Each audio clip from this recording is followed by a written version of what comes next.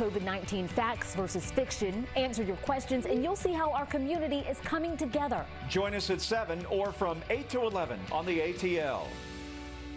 Attention! Anyone owing the IRS over $10,000 needs to listen to this important message. The IRS has created a special program that can potentially save you thousands of dollars by qualifying. It is the IRS Fresh Start Program. And since qualifying for the IRS Fresh Start Program is not automatic, we will connect you with a tax professional for a free consultation. Once you're accepted by the IRS, they must stop all bank and wage levies. Call Tax Group 123 now at 800-659-6490 to find out if you may qualify for the IRS's Fresh Start Program. With funeral costs averaging over $10,000 and expected to be over $30,000 in 20 years, how can seniors pay for their funeral and not leave this debt to their families? Senior Life Insurance Company offers state-regulated life insurance plans to help cover your final expenses. Up to $30,000 in tax-free money. With plans around $12 a month, covering your final expenses has never been more affordable. This low rate is also locked in for life, and your coverage amount will never decrease. You also cannot be turned down for any health reason.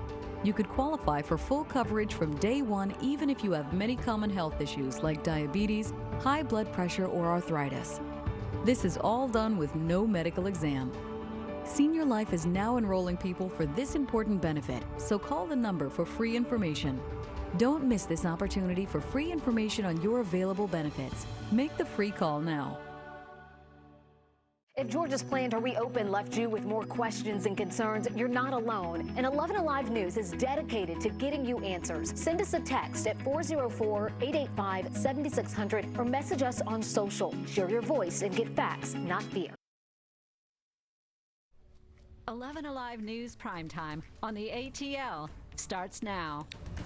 First tonight, Lenox Square reopened its doors today for the first time in 7 weeks. It is one of 5 Simon shopping centers opening today in Georgia. 11Alive's Mara Siriani was there as people lined up waiting to get in. Tonight she gives us a look inside.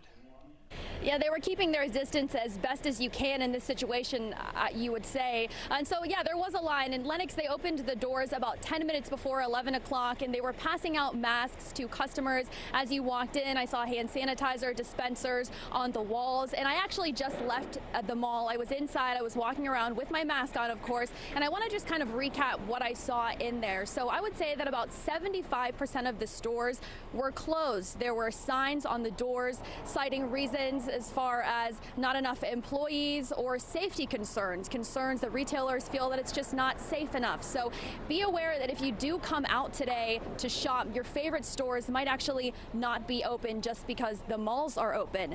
Notably, one store that was open today was the Finish Line, and it was kind of difficult for people in there to safely social distance, again, just kind of in the confines of being in a store. It's not exactly easy to do, but the good news is a lot of people were wearing masks. They were keeping their masks on. Macy's is open. I saw some people in there. And the stores that were open weren't very densely packed. Again, that is another bit of good news there. People were seeming to follow the arrows that they had on the ground, telling you which direction to go in. And shoppers that I talked to who actually did come out today, I asked them what their motive was, and they said it wasn't exactly to shop. Mainly, they were just curious. They wanted to see what was going on. They wanted to see if their favorite stores were open. And again, an estimate about 75% of stores, I would say, are not at this point. So Simon actually just updated on their website the list of stores that are open and the ones that are closed. So if you do come out, make sure you check that. Now, on the other end of the spectrum, I talked to people who say they don't feel comfortable coming out today. And for that reason, they say they're going to stay at home and observe and see how this first day goes, again, with the malls reopening. I'm meteorologist Samantha Moore, one of your 11Alive storm trackers. Chief Meteorologist Chris Holcomb and I are monitoring some storms that are still over the horizon, but the National Weather Service has issued a severe thunderstorm watch, and that's going to be in effect until 1 a.m., and that includes all the highlighted counties you see here: Chattooga, Floyd, Gordon, Fannin, Gilmer, Pickens, Dawson, Lumpkin, White, Union, Towns, and Clay counties, and that will be until the early morning hours. So cities like this, like Blue Ridge, where the clouds are thickening up right now, the empty streets of downtown Blue Ridge could be seeing some of these storms as we head into the late evening and early morning hours. So you can see not much right now, But the atmosphere is starting to get more moist and unstable, so things could pop up very quickly like they have been today across much of the Tennessee Valley. We have that severe thunderstorm watch extending into North Georgia now. We've had this other severe thunderstorm watch across western Tennessee, numerous warnings associated, and these lines kind of merging together here across western Tennessee. We've had a tornado watch in much of Oklahoma, Missouri, and Arkansas today where they have had baseball-size hail. So that is where they have the greatest threat for severe, that level 3 threat out of 5 levels, while here in North Georgia we have the level 1 and level 2 threats. So we'll continue to follow this and time it out coming up in just a little bit, let you know when those storms will be at their worst. Governor Brian Kemp late last month gave the green light for massage therapists statewide to reopen, but it came with a long list of restrictions. One of our viewers sent us a question asking, how am I supposed to social distance as a massage therapist? 11Alive's Janu Her is breaking down the challenges. Massage therapy was one of the first businesses Governor Brian Kemp opened in the state, but a local massage therapist says that was not the right call. We don't know how we can massage safely, period. Cynthia Schaub is a massage therapist with 2 decades of experience who admits the governor's decision to allow her industry to be one of the first to reopen was frustrating. I don't think I've ever been this angry before. We touch people more than doctors do. She thinks operating under the guidelines Governor Kemp has laid out isn't beneficial and jeopardizes the quality of service. Among the list of guidelines on Governor Kemp's list includes providing services by appointment only, walk-in patrons should not be allowed, requiring all employees to wear personal protective equipment as available and appropriate, and sanitizing all equipment, chairs, and tables between patrons.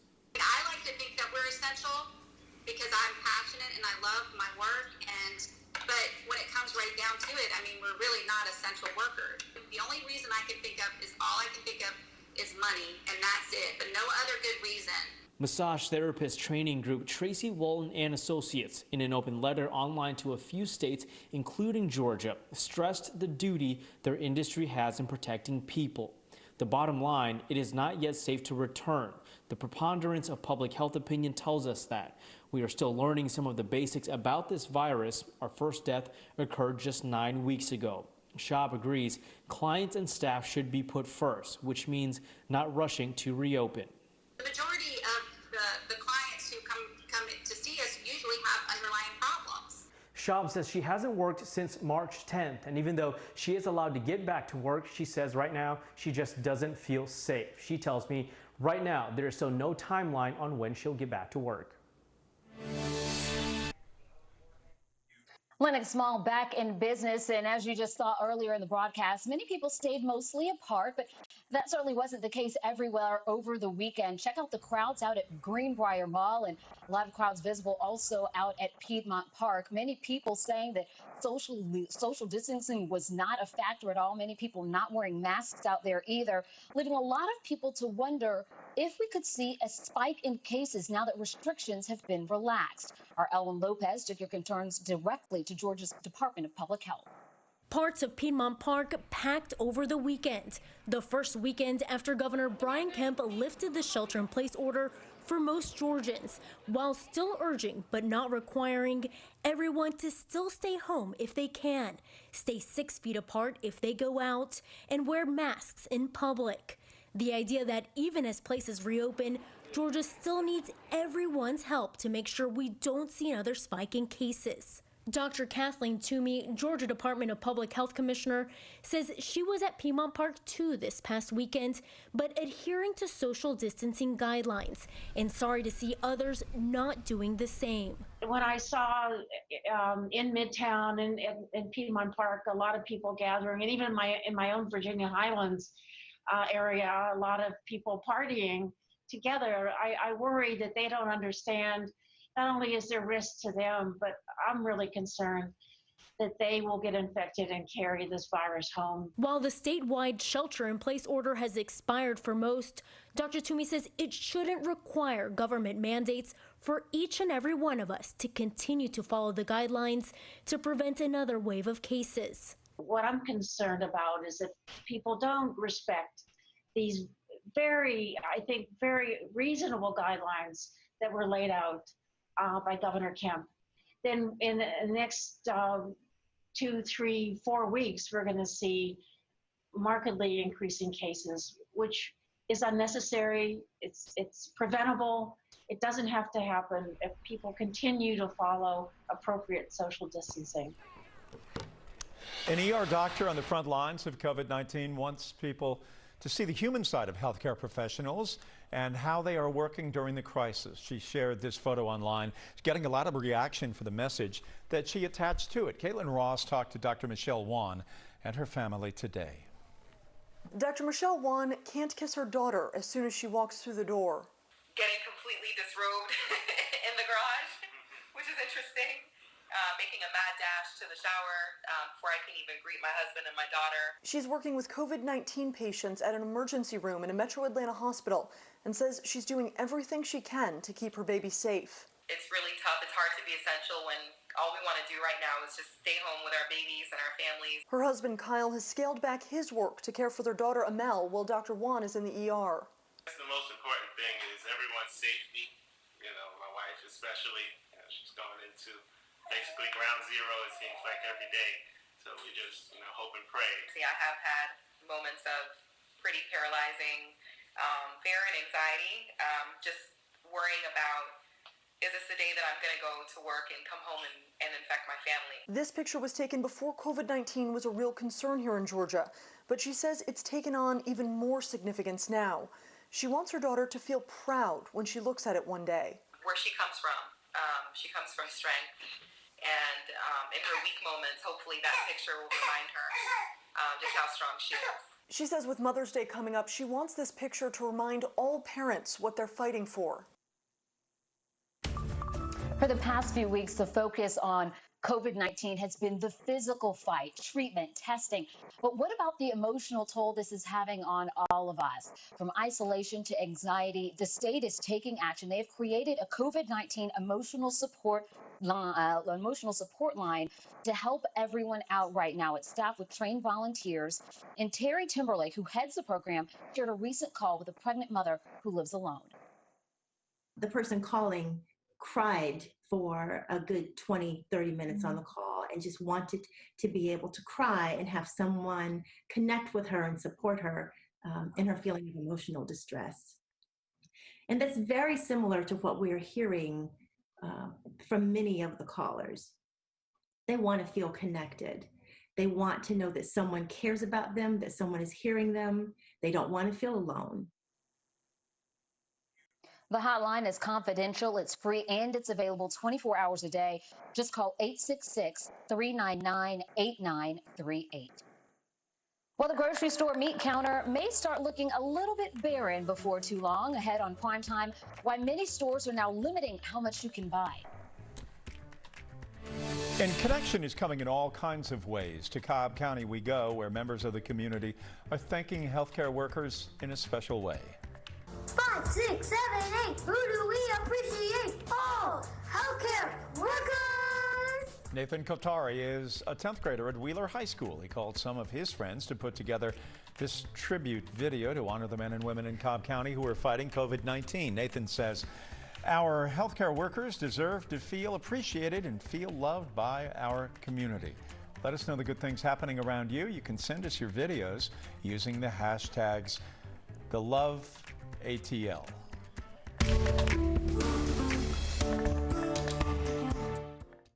Nights from 8 to 11 on WATL. There are everyday actions to help prevent the spread of respiratory diseases. Wash your hands. Avoid close contact with people who are sick. Avoid touching your eyes, nose, and mouth. Stay home when you are sick. Cover your cough or sneeze. Clean and disinfect frequently touched objects with household cleaning spray. For more information, visit cdc.gov/COVID-19. This message brought to you by the National Association of Broadcasters and this station.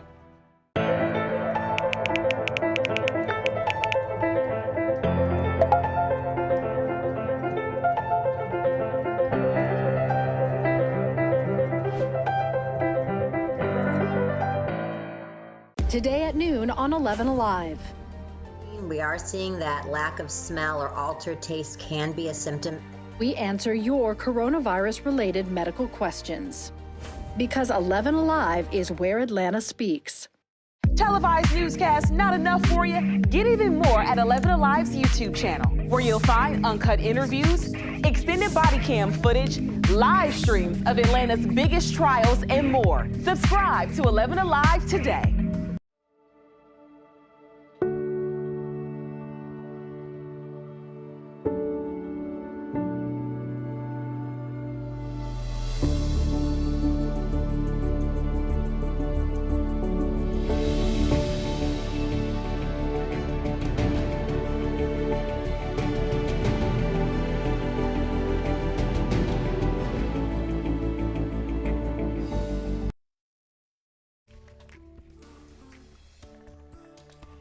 American meat processing plants have been hit hard by the coronavirus.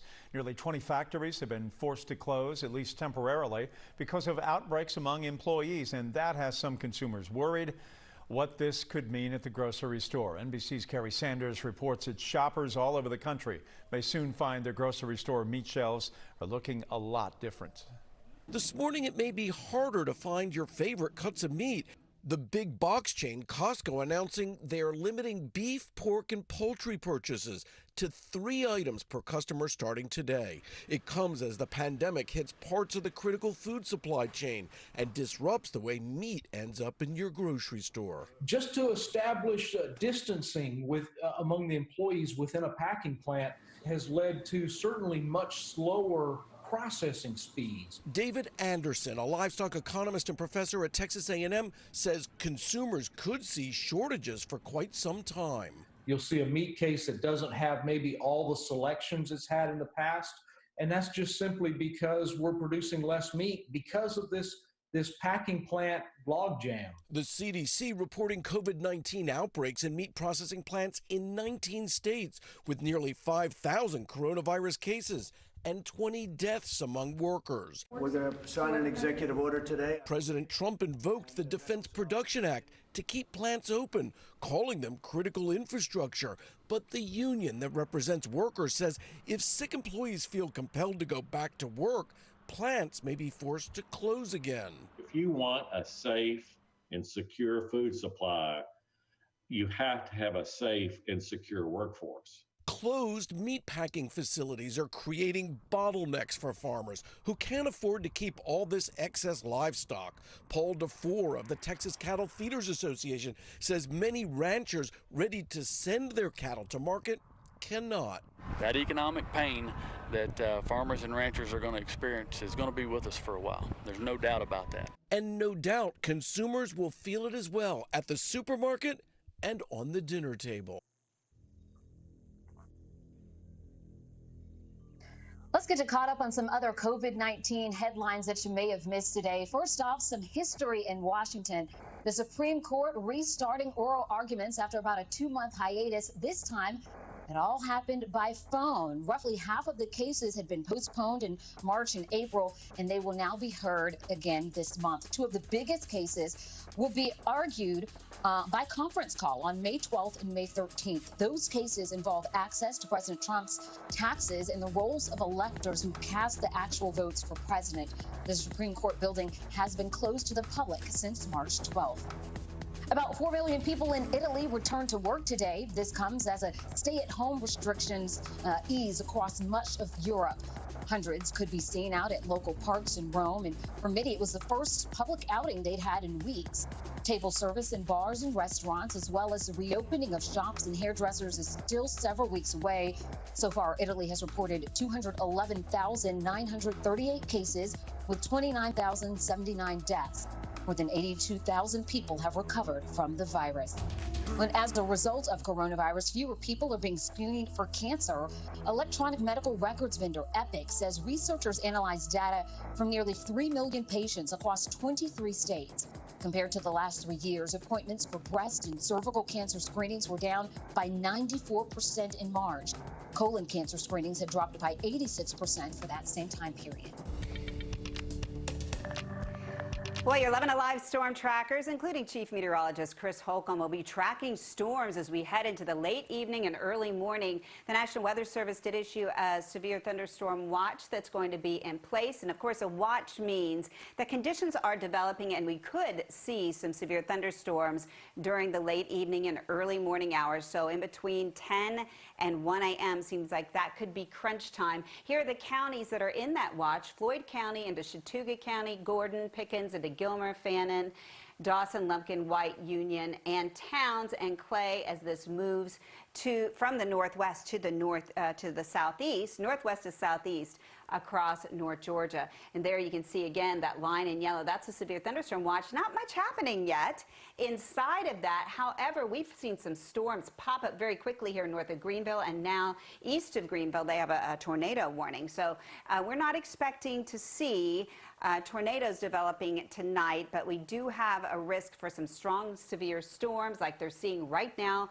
across much of Tennessee. A lot of lightning, gusty damaging winds, and some large hail. Some of the hail they've had associated with these storms in Oklahoma has been as large as baseballs. They still have their tornado watch in effect across most of Oklahoma and Missouri. But all these reports you see here in blue, they're either wind or hail reports. Many, many reports of hail damage as we have gone through this afternoon and evening with the large baseball-sized hail in some cases. So an enhanced risk back there in Oklahoma, Missouri, and Arkansas, but stretching right here as this system moves to the east, it's going to scrape by North Georgia. So the further north you go, the better chance you have of seeing severe storms. Where you see the yellow, that's a level 2 risk. Where you see the green, that's a level 1 risk out of 5 levels. So that means isolated severe storms are possible, and hail could be the major risk. All things are good right now in Rome, but Rome is one of the locations in that severe thunderstorm watch. So temperatures today certainly warm enough to add a little fuel to the fire. 86 degrees in Atlanta, that is the warmest we have been so far this year. 88 in Athens today and 84 in Rome. So clouds are going to be on the increase. We have that marginal risk of severe in Atlanta tonight, and isolated severe thunderstorms are certainly possible. So as we head into the overnight, we don't have an actual number associated with a chance, but there could be some isolated storms that kind of pop up very quickly, and then a better chance tomorrow as we head into the afternoon and evening that we could see some isolated severe storms. We have a marginal chance tomorrow as well across North Georgia from about Carroll County northward, including the North Metro area, and that is that level 1 out of 5 levels. So let's talk about the timing here as we head in through the late evening, and you can see those storms coming in across southern Tennessee, the Tennessee Valley, just kind of scraping by. So Blairsville, Blue Ridge, Ellijay, into Clayton, you could be in the crosshairs as far as some of these storms are concerned. And then again tomorrow, we could see another line shaping up here in the afternoon between about 2 and 5 o'clock, and we could see more storms moving along that same path as we head into our Tuesday afternoon. And then again on Friday, it looks like we could have another wave of storms moving in for the end of the week. But after that, it looks like we'll be drying it out for next weekend. Fingers crossed. So a 30% chance of storms on Tuesday and breezy on our Wednesday with things cooling off, and it'll be dry through Thursday with a chance for storms again on Friday. 11Alive's YouTube channel, where you'll find uncut interviews, extended body cam footage, live streams of Atlanta's biggest trials, and more. Subscribe to 11Alive today.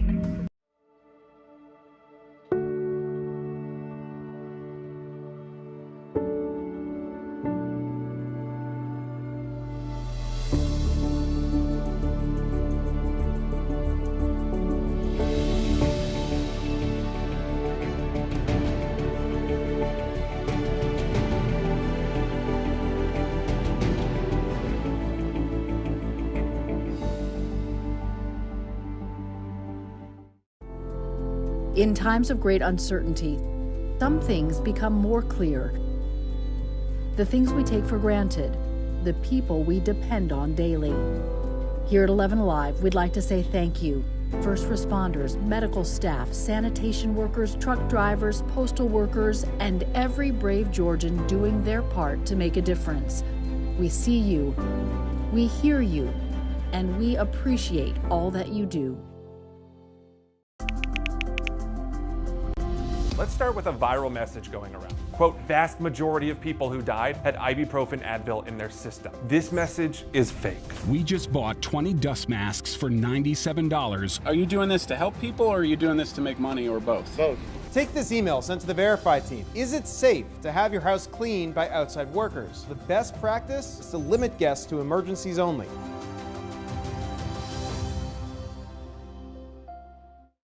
We know things are changing every day, but we're here with you. Continuous COVID-19 coverage during primetime. We're committed to giving you facts, not fear.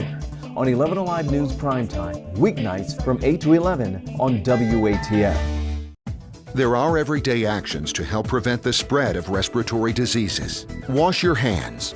Avoid close contact with people who are sick. Avoid touching your eyes, nose, and mouth. Stay home when you are sick.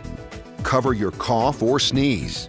Clean and disinfect frequently touched objects with household cleaning spray. For more information, visit cdc.gov/COVID-19. This message brought to you by the National Association of Broadcasters and this station.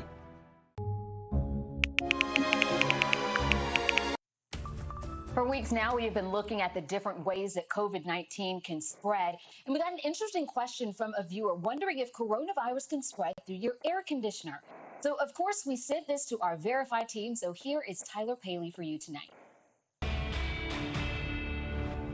As the weather begins to get warmer, you'll likely be cranking up your air conditioning inside your car and inside your home. But could that be a dangerous move? Here's what Ohio Department of Health Director Dr. Amy Acton said on Tuesday. What we really want to be doing now with coronavirus is actually drawing in more outside air. So maybe taking the setting and making sure that you're not just recycling air in your house. So let's verify. The claim that an HVAC system can spread the virus likely stems from this study out of China, which the CDC has posted on its website. Essentially, it found there was a coronavirus outbreak at one Chinese restaurant when 10 of 83 customers inside tested positive after dining there, and it linked the restaurant's airflow to the spread of droplets. This is where some doctors say we need to be really careful. Yes, the transmission was linked to airflow, but that doesn't mean your AC is the perpetrator. First off, ProMedica Dr. Brian Kaminsky says this is just one study, the only one with any merit across the world. Although you might make an argument that it's plausible, it's very, very unlikely. And if we were to get distracted by that and say we need to start focusing on air conditioners right now, we would lose that focus on the person-to-person transmission where the real differences are really made. Even this Chinese study says 6 smear samples from the air conditioner were negative, and researchers did not conduct an experimental study simulating the airborne transmission route. The American Society of Heating, Refrigerating, and Air Conditioning Engineers even went a step further, saying ventilation and filtration provided by heating, ventilating, and air conditioning systems can reduce the airborne concentration of the virus. Bottom line, one very specific and limited study links airflow with spreading the virus. But based on other information, it's highly unlikely your air conditioning will give you COVID-19. If there's something you'd like for us to verify, you can send it to us through Facebook, Twitter, or email verify@11alive.com. Well, he was the first African-American man to win Georgia's Pre-K Teacher of the Year. Next on Primetime, how this innovative educator is connecting with his students. We are seeing that lack of smell or altered taste can be a symptom. We answer your coronavirus-related medical questions. Because 11Alive is where Atlanta speaks. Televised newscasts not enough for you? Get even more at 11Alive's YouTube channel, where you'll find uncut interviews, extended body cam footage, live streams of Atlanta's biggest trials, and more. Subscribe to 11Alive today.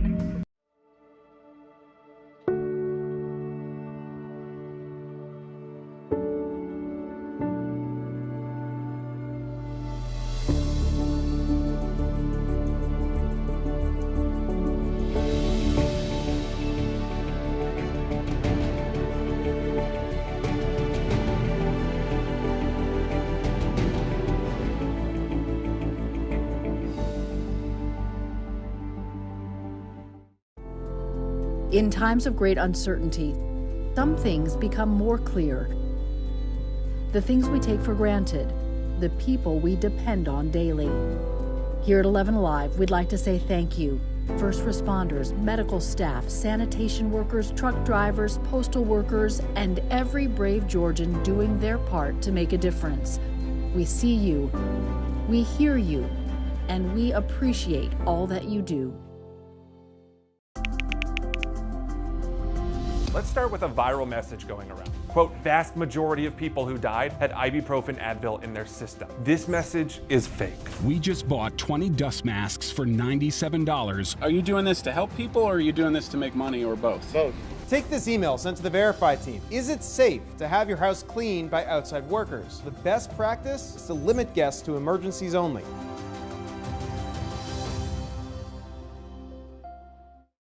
We know things are changing every day, but we're here with you. Continuous COVID-19 coverage during primetime. We're committed to giving you facts, not fear. On 11Alive News Primetime, weeknights from 8 to 11 on WATF. There are everyday actions to help prevent the spread of respiratory diseases. Wash your hands. Avoid close contact with people who are sick. Avoid touching your eyes, nose, and mouth. Stay home when you are sick. Cover your cough or sneeze. Clean and disinfect frequently touched objects with household cleaning spray. For more information, visit cdc.gov/COVID-19. This message brought to you by the National Association of Broadcasters and this station.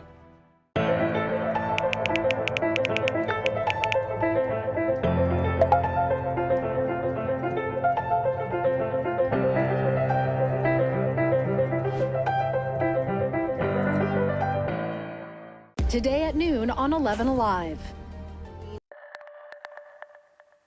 Well, the stage is being set for some potential severe storms tonight. I'm meteorologist Samantha Moore, along with Chief Meteorologist Chris Holcomb, who is in the studio right now.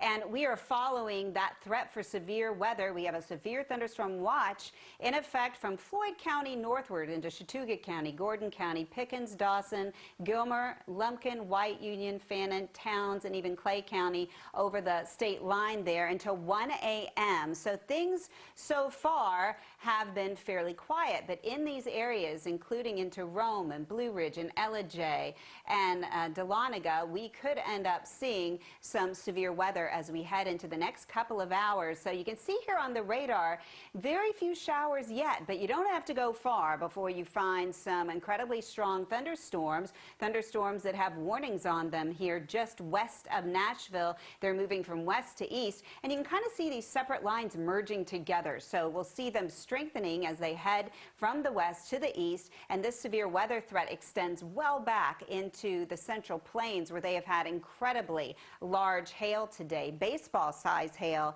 here in Oklahoma City, throughout parts of northwestern Arkansas and into southwestern Missouri. That's where they have that enhanced chance for severe weather, but that slight risk, that level 2 out of 5 risk, extends here into North Georgia with that level 1 risk across the Atlanta metro area. So coming up, we'll time it out hour by hour and let you know when you can expect the worst of the storms.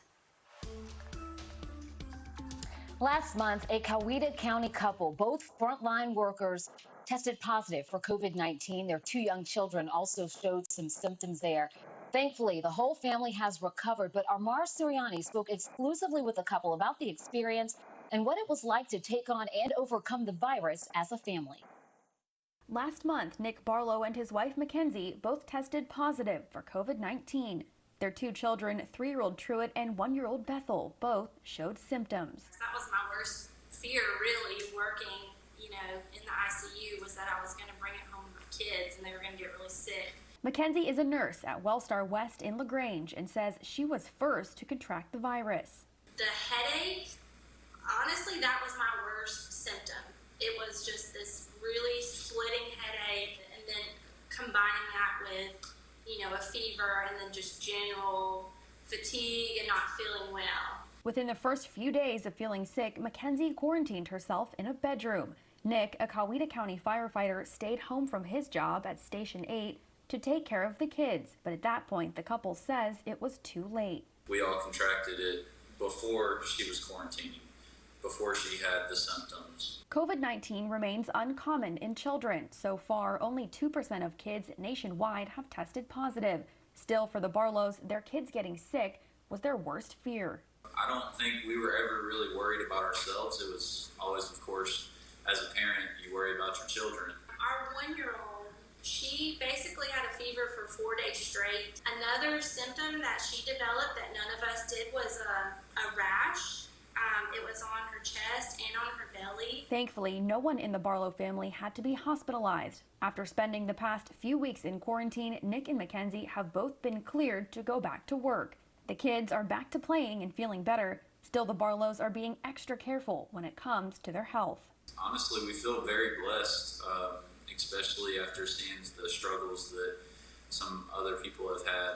We are all back healthy, working out, spending time outside is just a real blessing. If you've gained a new appreciation for what teachers do as you help your children with remote learning, now's the time to show it. National Teacher Appreciation Week and the Today Show's Savannah Guthrie takes us to a DeKalb County school to speak with a pre-K class and the remarkable teacher who is going above and beyond just simple teaching. How many letters are in the alphabet? It's easy to see why the pre-K class at the Barack Obama Elementary Magnet School of Technology adores their teacher, Jonathan Hines. I get them and they get me. What state do we live in? I understand that they are a ball of energy, so I just use that energy in the positive way. What color button is this? I just think outside the box.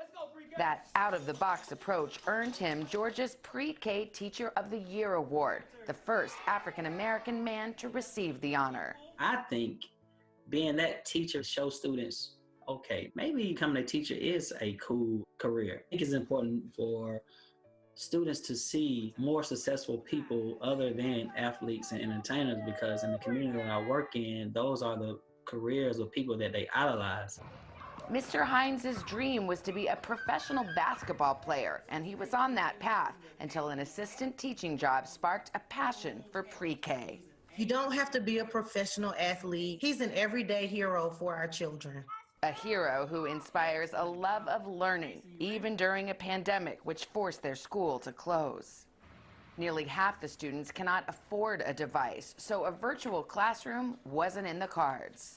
But some children can connect with their beloved teacher, who makes sure nobody falls behind, providing the class with homework packets, sometimes even delivering them in person. I love you. Thank you, Mr. Hines. He's the best teacher.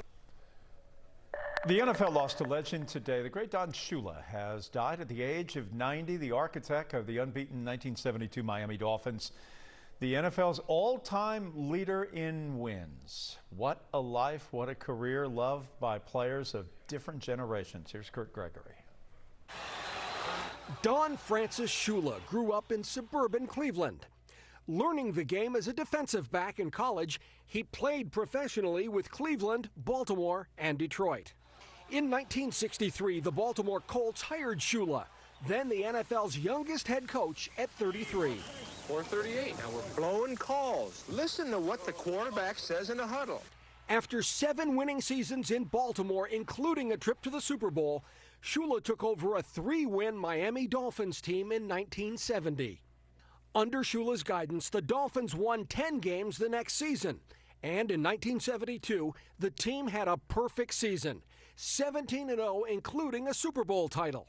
My shining moment was the 17-0 Super Bowl. A team so good, it was honored at the White House 4 decades later. In 26 years with Miami, Shula's Dolphin teams reached the playoffs 16 times and won a pair of Super Bowl titles in 5 appearances. He stepped down in 1995 as the winningest coach in NFL history. 347 career victories and only 2 losing seasons in 33 years.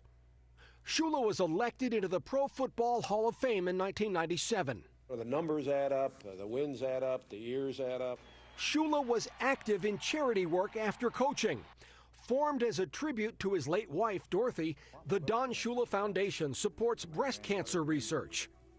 His name appears on a National High School Coaching Award and on a successful chain of restaurants. Mentoring greats of the game, starting with Johnny Unitas and ending with Dan Marino, Don Shula will be remembered as a master teacher and a legendary coach. We used to see a lot of Don Shula in Sewanee and Gwinnett County when the Falcons would invite the Dolphins to come up and work out with them for a week. We saw it in the 80s into the early 90s. Shula's such a man in full. Total character, total honesty. Nothing quite like him. I've got a story about Shula on my Facebook page. Check it out, Jeff Hullinger, 11Alive, about dealing with him. It sort of illustrates who he was, his great sense of decency and fairness. Check it out. What a man, what a life. Coming up in the next hour of Primetime, we will hear from Dalton High School's head football coach. Matt Land was the last recipient of the Don Shula NFL High School Coach of the Year Award, and he got to meet him and talk with him at this year's Super Bowl in Miami. Before we go to break, Georgia United Credit Union sending the love. The company delivered care packages to healthcare workers, which included snacks, sandwiches, compression socks, masks, and more. The supplies were sent to 7 different hospitals throughout Metro Atlanta. Georgia United Credit Union says they want to say thanks to hospital caregivers serving the community.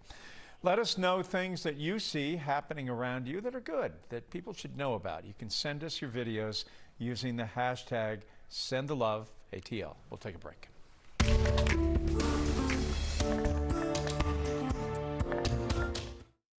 Thank you. First responders, medical staff, sanitation workers, truck drivers, postal workers, and every brave Georgian doing their part to make a difference.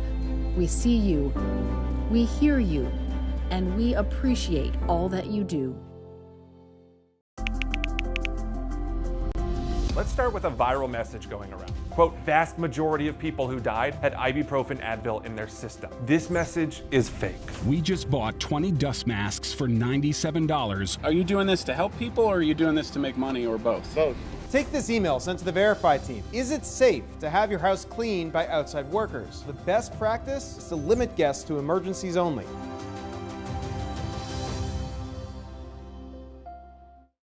We know things are changing every day, but we're here with you. Continuous COVID-19 coverage during primetime. We're committed to giving you facts, not fear. On 11Alive News Primetime, weeknights from 8 to 11 on WATF. There are everyday actions to help prevent the spread of respiratory diseases. Wash your hands. Avoid close contact with people who are sick. Avoid touching your eyes, nose, and mouth. Stay home when you are sick. Cover your cough or sneeze. Clean and disinfect frequently touched objects with household cleaning spray. For more information, visit cdc.gov/COVID-19. This message brought to you by the National Association of Broadcasters and this station.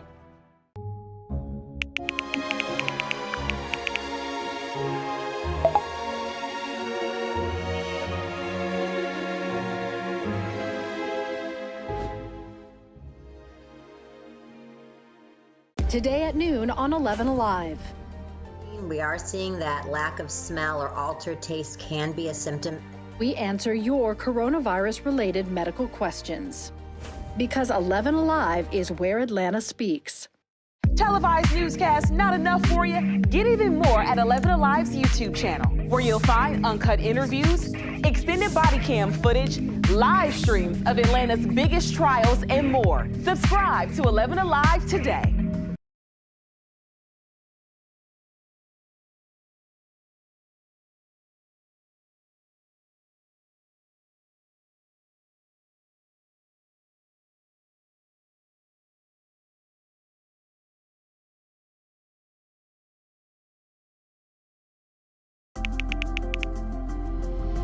Let's start with a viral message going around. Quote, vast majority of people who died had ibuprofen Advil in their system. This message is fake.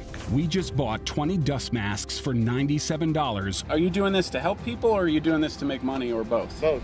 Take this email sent to the Verify team. Is it safe to have your house cleaned by outside workers? The best practice is to... Tigers have become a big focus when it comes to animals with COVID-19. That's especially true given the success of the Netflix docuseries Tiger King. But experts warn that it's those big cats living in those unregulated facilities that are at the most risk. Check out this video. This comes from the zoo in Miami. You can see them testing a tiger for coronavirus last week.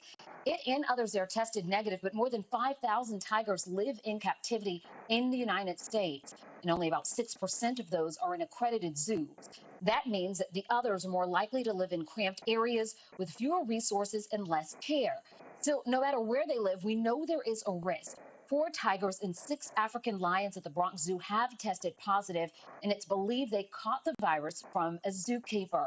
That's why so many zoos are looking into socially distancing animals and making sure employees have protective equipment. Now, Zoo Atlanta is closed. We reached out to them for more information about what's going on. The last time we heard from them about a month ago, they told us no animals there had tested positive for coronavirus, and they were putting into place safety measures like getting that protective equipment, that mask, out to their animal workers to make sure that stayed the case.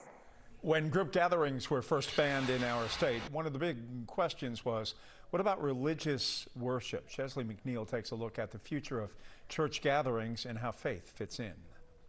COVID-19 has forced many organizations to function and operate differently, including places of worship. Obviously, there's a lot of difficulty in it. First and foremost, the ability to get together and see each other, look your friend directly in the face, feel them, feed off of their energy. But what we've been trying to do is stay positive and use all the tools that we have. Rabbi Iser New of Congregation Chabad Beth Tefillah misses his members, but realizes when they return, worship will be different. Naturally, there's going to be a strong consciousness of health within the general population moving forward. All public places are going to have guidelines in place, certainly in the beginning, as we learn more about the effects and what's happening with the virus. Known as a place where people have come to expect a handshake and hugs of comfort, Rabbi New says it may be hard to resist at first. I think people will be so excited to be back, they probably won't worry so much about if they got the hug. It's been so long since we were able to get together in synagogue. We need to focus on the fact that, thank God, we're back. Some may consider Rabbi New to be a prophet, but even he admits he's not sure when or if services will return to normal, or if they should. Definitely not a prophet, and I don't know exactly what will happen, but I think that as people, we're always moving forward, adjusting, and making our realities and our world and our situations better. And so I think that the focus on the past and trying to get back to the past sometimes leads to suffering. Your 11Alive storm trackers are going to be getting busy the next couple of hours as things become more active across this radar. You can see right now most of the action well into South Carolina, east of Greenville, where they had some severe storms pop up just out of nowhere very, very quickly. And we have that severe thunderstorm watch in effect for much of North Georgia here. In fact, these counties that are in yellow, that would include Floyd, Chattooga, Gordon, Pickens, Gilmer, Fannin, Dawson, Lumpkin, Union, White, Towns, and then into Tennessee, Clay counties, all under this severe thunderstorm watch until 1 in the morning. And we think crunch time is going to be between around 10 p.m. and 1 as things become progressively more active here. And this watch extends well back west of Nashville, that one that's in effect until 1 a.m. These storms, they were in 3 separate lines. Now they're kind of coming together in one huge cluster of storms. So they're going to be powerful with some strong gusty winds as well as a lot of lightning. You can see all the lightning right now west of Nashville and possibly some large hail. They've had hail as large as baseballs across much of Oklahoma today, including Oklahoma City, and they still have their tornado watch that extends into parts of Arkansas and Missouri. So all these little blue balls you see here with the little dots in them, these are hail indicators of severe weather and because of hail and also gusty, damaging winds. As these storms move close, our chances for hail are going to be going up. So there's that enhanced risk back in the Plains states in the Mid-South, and that's going to be pushing in our direction. So here in Georgia, we have that slight chance across far North Georgia and a marginal chance here across the rest of North Georgia. So damaging wind, lightning, as well as hail. And we could see some damaging hail out of this. We're going to have to watch that carefully. And that marginal risk is going to continue in through tomorrow as well. And I think that round will come in the afternoon and evening as we head into tomorrow. So we're going to have to watch that carefully as well. 86, that was the hottest day so far this year. That was some 9 degrees above the average high high of 77 degrees. Check out these other high temperatures. Athens at 88, 84 in Rome, 86 in Peachtree City, and 86 in Thomaston. So a real warm one. And overnight, mid-60s for overnight lows, so we're going to be on the warm, sticky side even into the overnight hours. And tomorrow, back up into the 80s we go, and those chances for storms going up during the late afternoon and evening hours. So let's talk about the timing there with these storms. Now, most of the energy will most likely stay north of the border, but as the system drags through North Georgia, that's when we'll have a chance to see these severe storms. So maybe around midnight in northwest Georgia into that 1, 2 o'clock time frame as that line just makes its way across. So the metro area has a much lower chance, a level 1 chance, but that level 2 chance exists across parts of far north Georgia. And then getting into tomorrow, we'll start to see things bubble up again during the afternoon hours. Notice this line at 5 p.m. stretching from Clayton into Canton over south of Rome in Floyd County. And then as we head into the rest of the afternoon, that line moves through and brings in that potential for more severe storms as we head into our Tuesday afternoon. So here's a look at your 7-day forecast. We have that 30% chance of storms as we head into our Tuesday afternoon and evening. Once again, kind of similar to the timing from today, but perhaps a little bit earlier in the day. And then on Wednesday, it'll be breezy. Notice the temperature drop. We're going to see temps drop some 15 degrees on Wednesday, down in the 40s on Thursday morning. So beautiful, clear, crisp weather. And then it gets stormy again potentially on Friday, a 40% chance. And then once we get into the weekend, it looks like we're going to dry it out for a while. And look at those cool temperatures, mid-60s for high temperatures with sunshine on Saturday. Small businesses struggling. Next on Primetime, how Georgia's Secretary of State is offering to help. Cut interviews, extended body cam footage, live streams of Atlanta's biggest trials, and more. Subscribe to 11Alive today.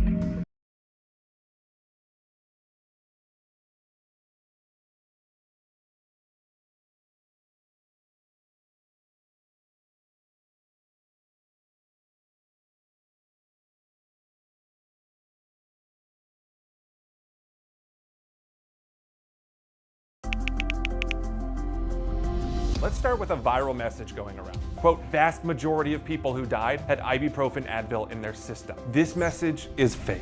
We just bought 20 dust masks for $97. Are you doing this to help people or are you doing this to make money or both? Both. Take this email sent to the Verify team. Is it safe to have your house cleaned by outside workers? The best practice is to limit guests to emergencies only.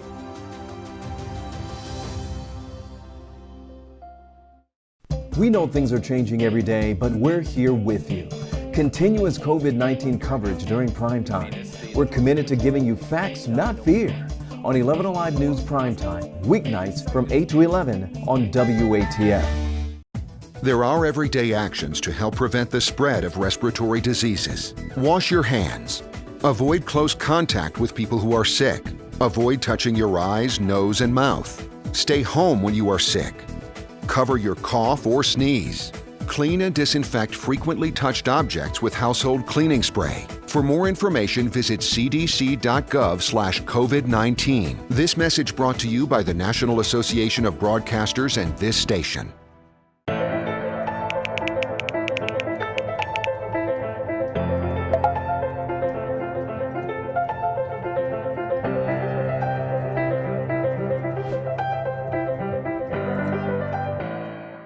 Today at noon on 11Alive. We are seeing that lack of smell or altered taste can be a symptom. We answer your coronavirus-related medical questions. Because 11Alive is where Atlanta speaks. Televised newscasts not enough for you? Get even more at 11Alive's YouTube channel, where you'll find uncut interviews, extended body cam footage, live streams of Atlanta's biggest trials, and more. Subscribe to 11Alive today.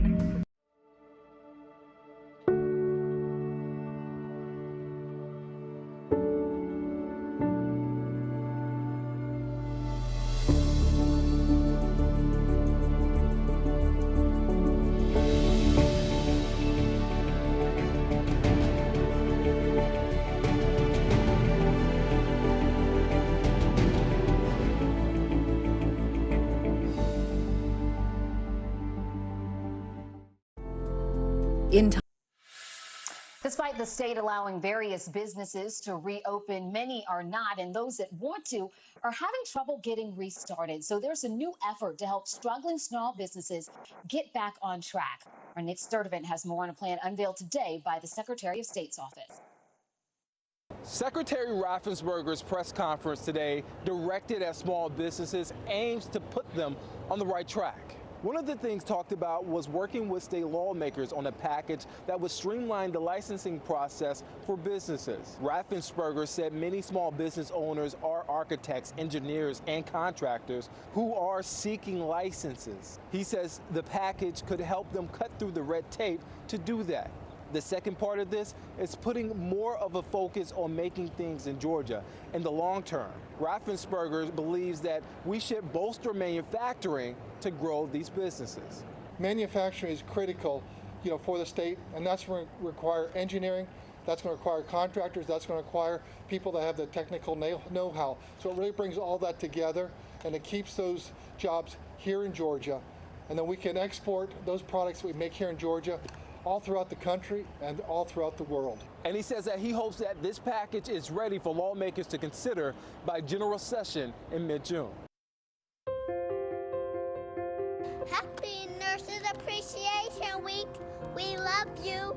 Hi, this is Sue Brown. I'm calling because my daughter works at Kennestone Hospital. Her name's Kimberly Clark, and I appreciate and thank her for all that she does. Happy National Nurses Week. Thank you for being on the front line during this difficult time. We greatly appreciate everything that you do. Please stay safe.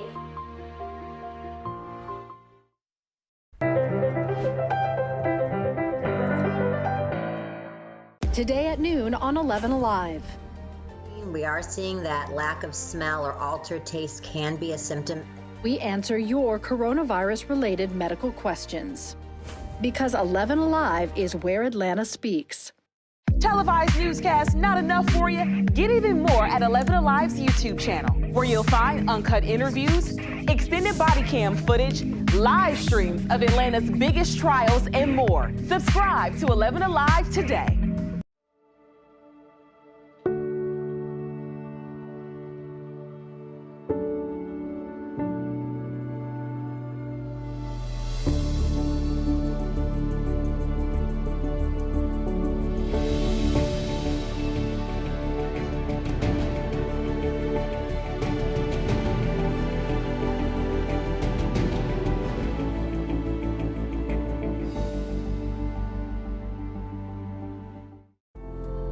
In times of great uncertainty, some things become more clear.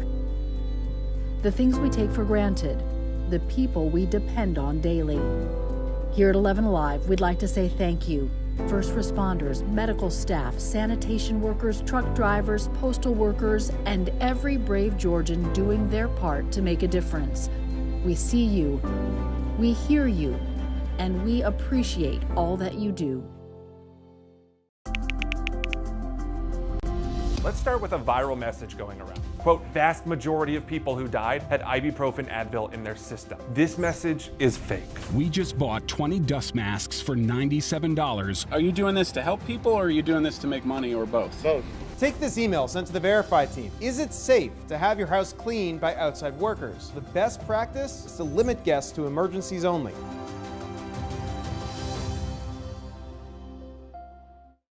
We know things are changing every day, but we're here with you. Continuous COVID-19 coverage during primetime. We're committed to giving you facts, not fear. On 11Alive News Primetime, weeknights from 8 to 11 on WATF. There are everyday actions to help prevent the spread of respiratory diseases. Wash your hands. Avoid close contact with people who are sick. Avoid touching your eyes, nose, and mouth. Stay home when you are sick. Cover your cough or sneeze. Clean and disinfect frequently touched objects with household cleaning spray. For more information, visit cdc.gov/COVID-19. This message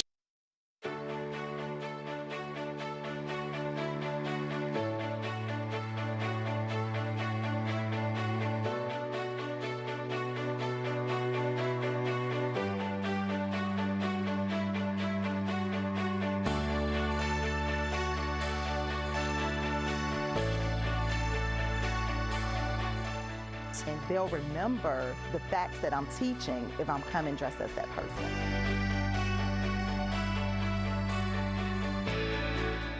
I came down here every day just to see who she would be. We have such excellent teachers here that this is just a great example of all the hard work and how they really go the extra mile to do whatever it takes for our kids.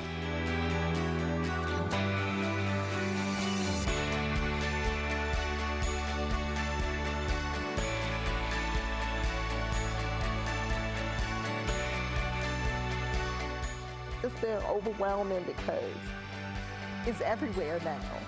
And I'm just doing what normal teachers do that enjoy their job.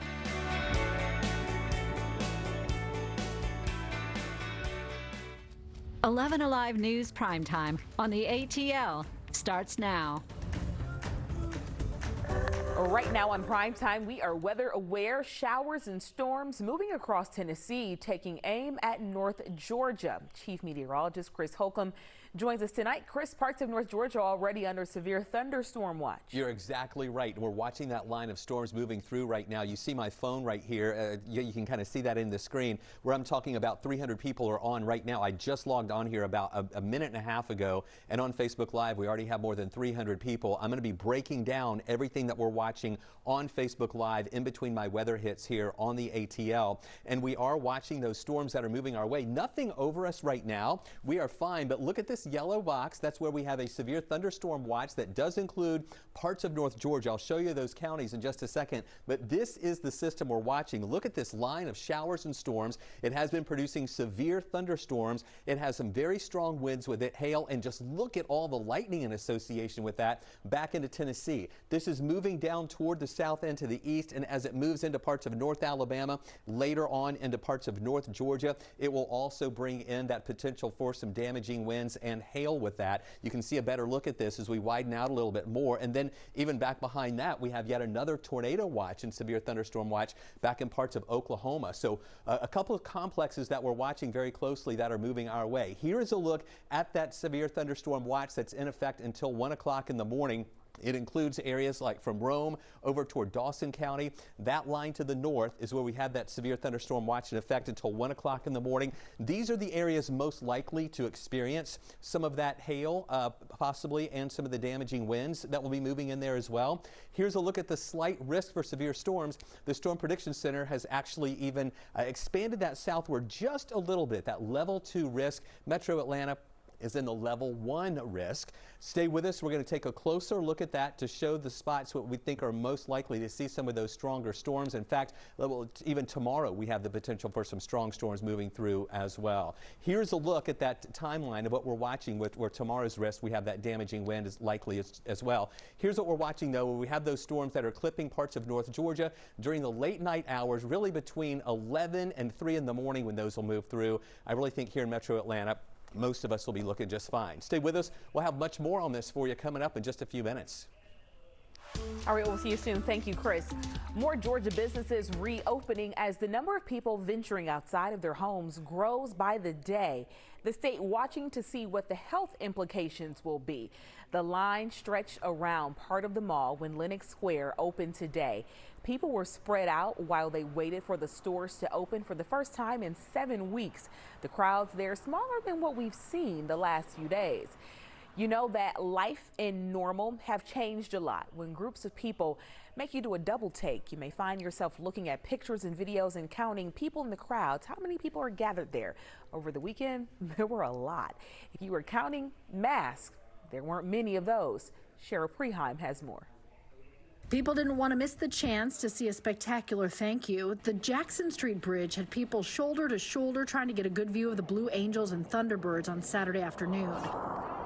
Crowds of people on rooftops, of parking decks, and other parts of Atlanta as well, all trying to get the best view of the flyover. Piedmont Park was a draw all weekend long with the beautiful weather. Parks, open space, trails, sidewalks, all full of people, too many people to keep much of a distance.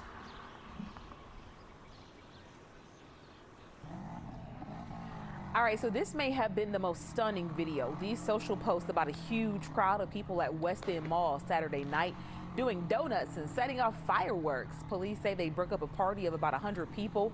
Most left, but others just moved right down the street, where police had to break up the group again. Late last month, Governor Kemp gave massage therapists the green light to reopen statewide, but it came with a long list of restrictions. We got this question from a viewer. How can I practice social distancing as a massage therapist? 11Alive Shanu Hurt breaks down the challenges. Massage therapy was one of the first businesses Governor Brian Kemp opened in the state, but a local massage therapist says that was not the right call. We don't know how we can massage safely, period. Cynthia Schaub is a massage therapist with 2 decades of experience who admits the governor's decision to allow her industry to be one of the first to reopen was frustrating. I don't think I've ever been this angry before. We touch people more than doctors do. She thinks operating under the guidelines Governor Kemp has laid out isn't beneficial and jeopardizes the quality of service. Among the list of guidelines on Governor Kemp's list includes providing services by appointment only, walk-in patrons should not be allowed, requiring all employees to wear personal protective equipment as available and appropriate, and sanitizing all equipment, chairs, and tables between patrons. I like to think that we're essential because I'm passionate and I love my work, but when it comes right down to it, I mean, we're really not essential workers. The only reason I can think of is money, and that's it, but no other good reason. Massage therapist training group Tracy Walton and Associates, in an open letter online to a few states, including Georgia, stressed the duty their industry has in protecting people.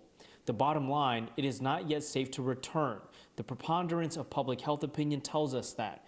We are still learning some of the basics about this virus. Our first death occurred just 9 weeks ago. Schaub agrees clients and staff should be put first, which means not rushing to reopen. The majority of the clients who come to see us usually have underlying problems. Schaub says she hasn't worked since March 10th, and even though she is allowed to get back to work, she says right now she just doesn't feel safe. She tells me right now there is still no timeline on when she'll get back to work.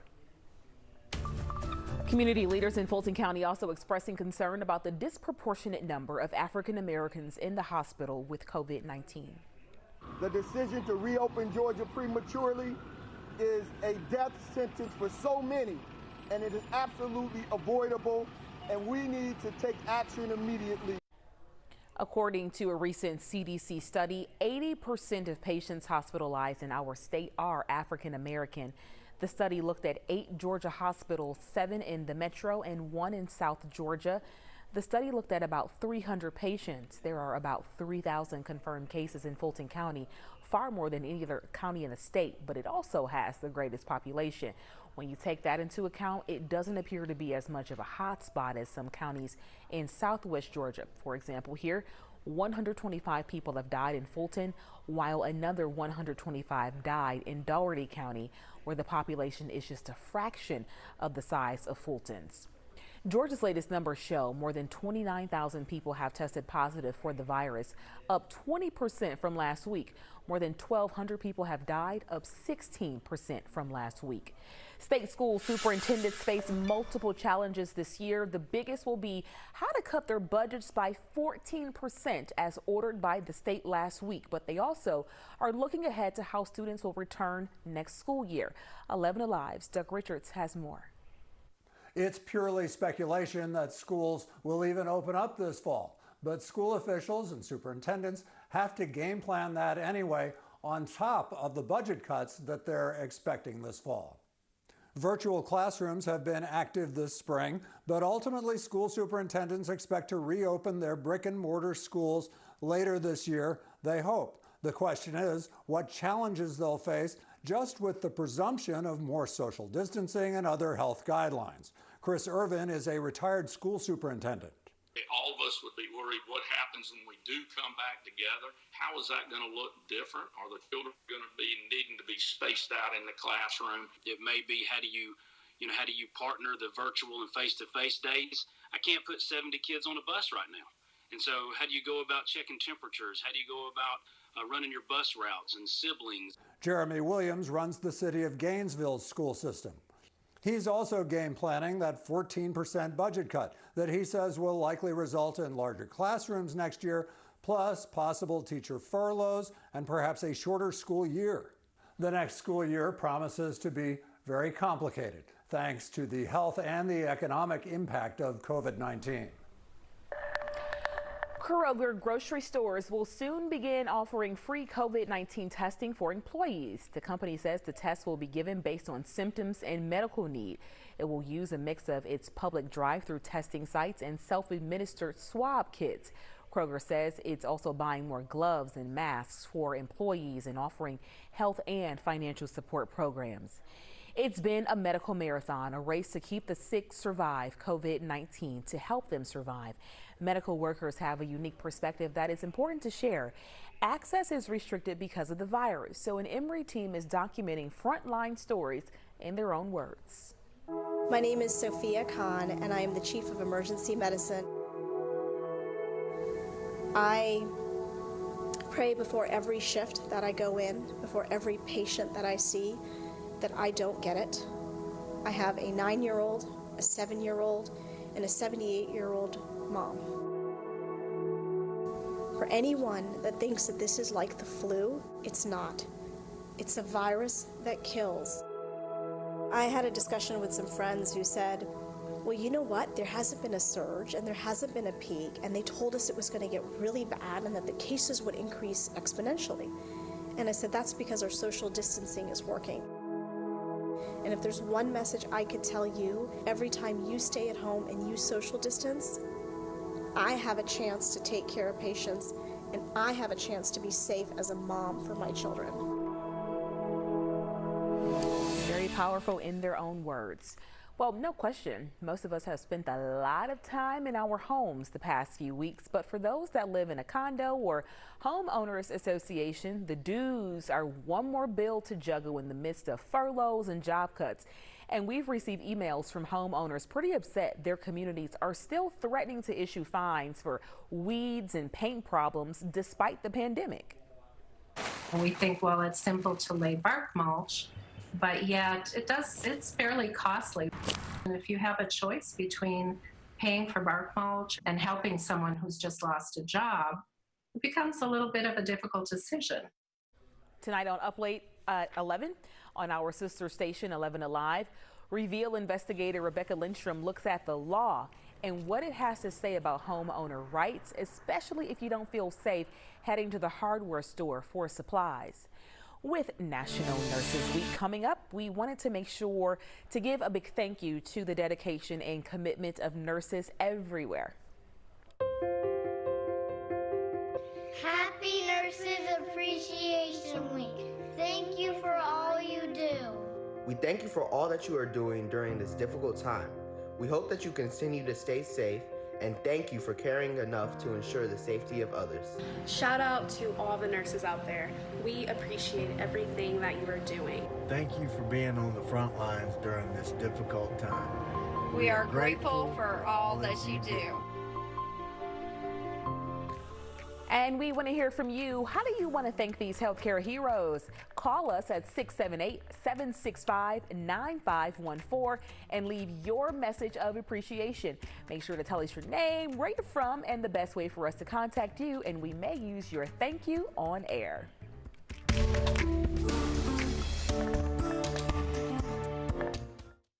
Coronavirus-related medical questions. Because 11Alive is where Atlanta speaks. Televised newscasts not enough for you? Get even more at 11Alive's YouTube channel, where you'll find uncut interviews, extended body cam footage, live streams of Atlanta's biggest trials, and more. Subscribe to 11Alive today.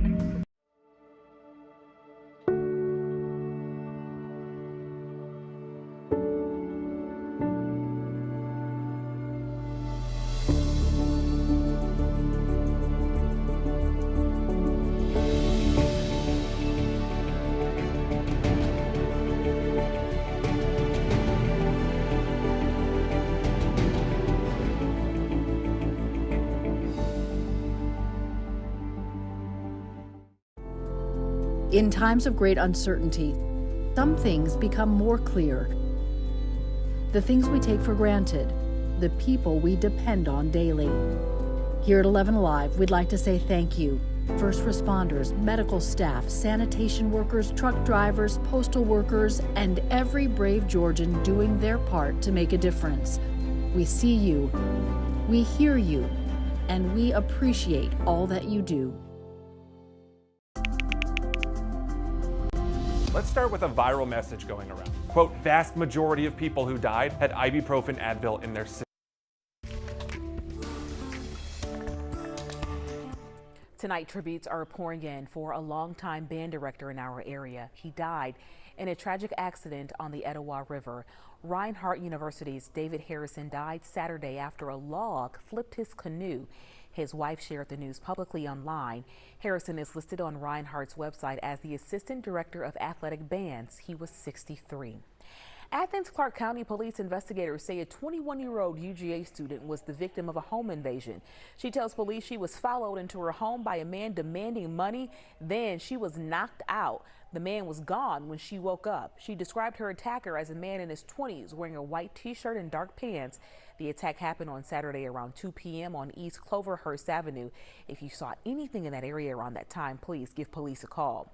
The Supreme Court of Georgia upholding the convictions of a man who was accused of killing 5 people, including 2 children and an Atlanta teenager. Christopher Spencer is serving life in prison for the murders of a couple in a DeKalb County home invasion that was in October 2016.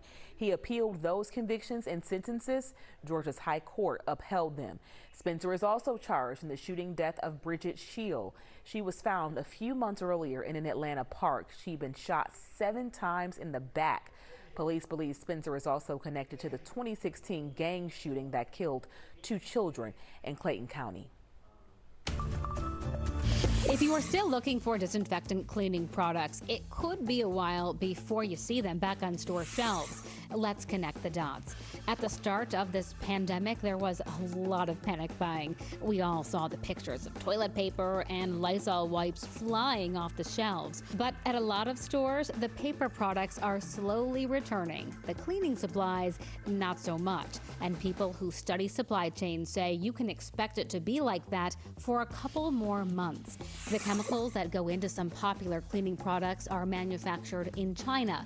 And it's not like you can just ship them overnight. It takes about 4 weeks for shipment to arrive. And on top of that, some of those factories in China were shut down while the country dealt with COVID-19. That seriously disrupted the supply chain. Despite that, some of the big companies are still blaming increased demand, saying the shelves are being restocked. People are just snatching up those items as soon as they see them. Meanwhile, at least one supply chain expert told CNN, you probably won't see popular cleaning products like disinfectant wipes for sale on a widespread basis until July or August. Okay. I'm meteorologist Chris Holcomb from the 11Alive Storm Trackers, back in the studio tonight because we are tracking storms that are rolling through. You see my phone right here on the screen. I'm talking to just under 400 people still on Facebook Live, and a lot of folks are asking about this system that we're watching that is moving our way, and it is bringing in some storms. And we do have a severe thunderstorm watch in effect for much of North Georgia. It does not include the Atlanta area. In fact, here is the system that we're watching that is moving in. Look at all of this rain and all of the lightning that's moving through Tennessee. This is between Nashville, Columbia, Tennessee, just north of Huntsville. We have a couple severe thunderstorm warnings in that with some very strong winds and hail in association with it. And check out all the lightning. This has about 886 lightning strikes just in the past 15 minutes. And this is what's going to be moving our way. The main threats with this are strong winds and hail. And you can see how it's been moving through Tennessee. And it's kind of bowing out a little bit. And that is an indicator of some strong winds with this system. And then back behind it, another system that has a little better risk for some tornadoes. This first system isn't really a big-time tornado risk. In fact, take a look at the severe thunderstorm watch that we have in effect for parts of North Georgia.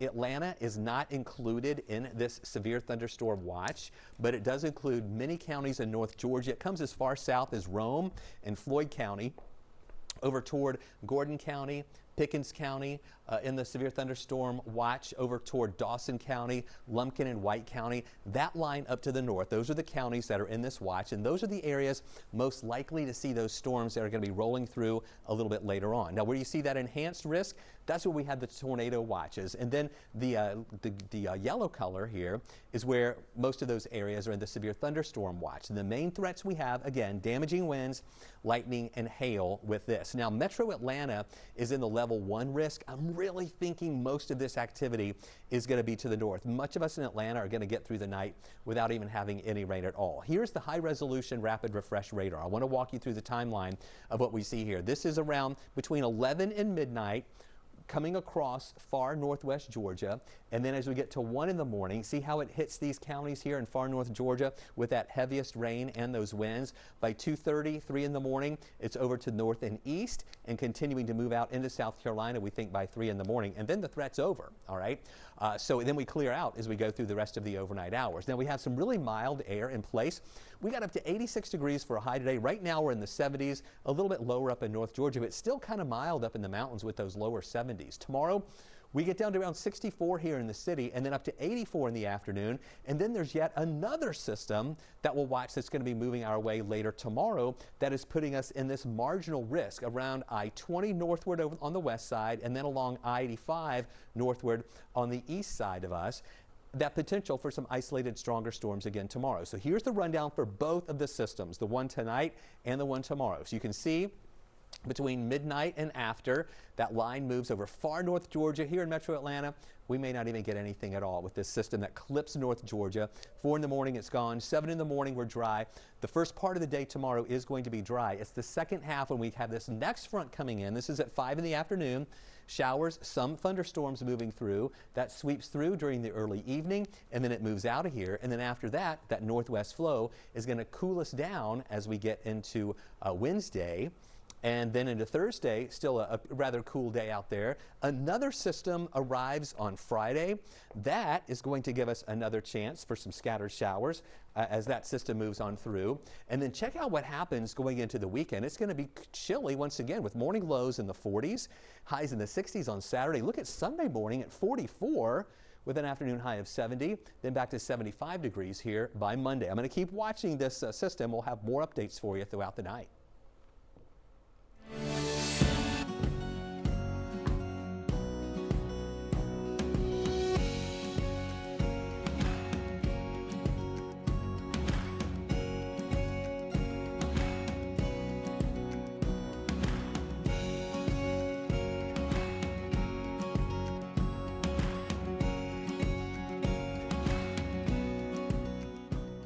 One of my activities is explore a rotten wall.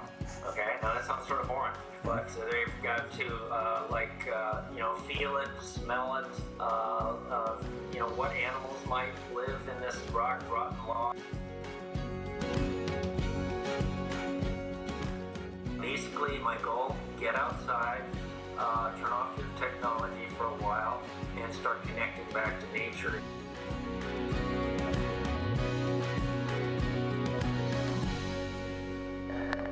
Next on Primetime, the group of Americans who received coronavirus stimulus checks and are choosing to donate them to people in need. In honor of National Nurses Week, I want to say thank you to all the healthcare workers who work so hard keeping us safe. I also want to give a special shout out to Lindsay Patterson at Duke Hospital. We love you, Lindsay. Thank you. Shout out to every single nurse out there, and a special shout out to my aunt, Nurse Neidra Atcherson. Thank you all so much for doing your part to keep us safe. We love you. Thank you. Sent to the Verify team. Is it safe to have your house cleaned by outside workers? The best practice is to limit guests to emergencies only.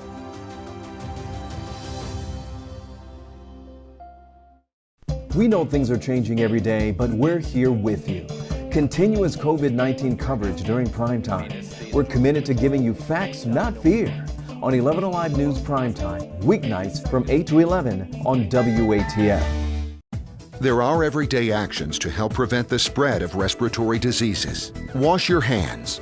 Avoid close contact with people who are sick. Avoid touching your eyes, nose, and mouth. Stay home when you are sick. Cover your cough or sneeze. Clean and disinfect frequently touched objects with household cleaning spray. For more information, visit cdc.gov/COVID-19. This message brought to you by the National Association of Broadcasters and this station.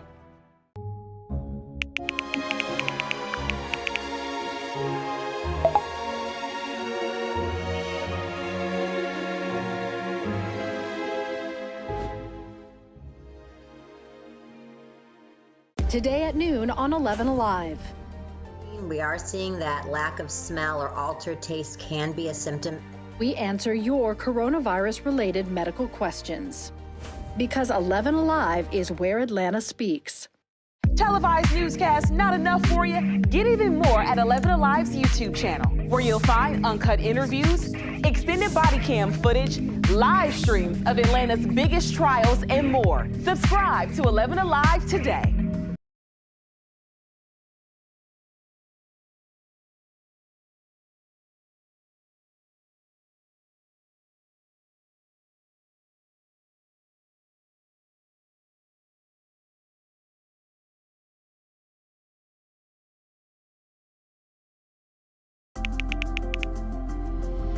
Let's start with a viral message going around. Quote, vast majority of people who died had ibuprofen Advil in their system. This message is fake. We just bought 20 dust masks for $97. Are you doing this to help people or are you doing this to make money or both? Both. Take this email sent to the Verify team. Is it safe to have your house cleaned by outside workers? The best practice is to limit guests to emergencies only.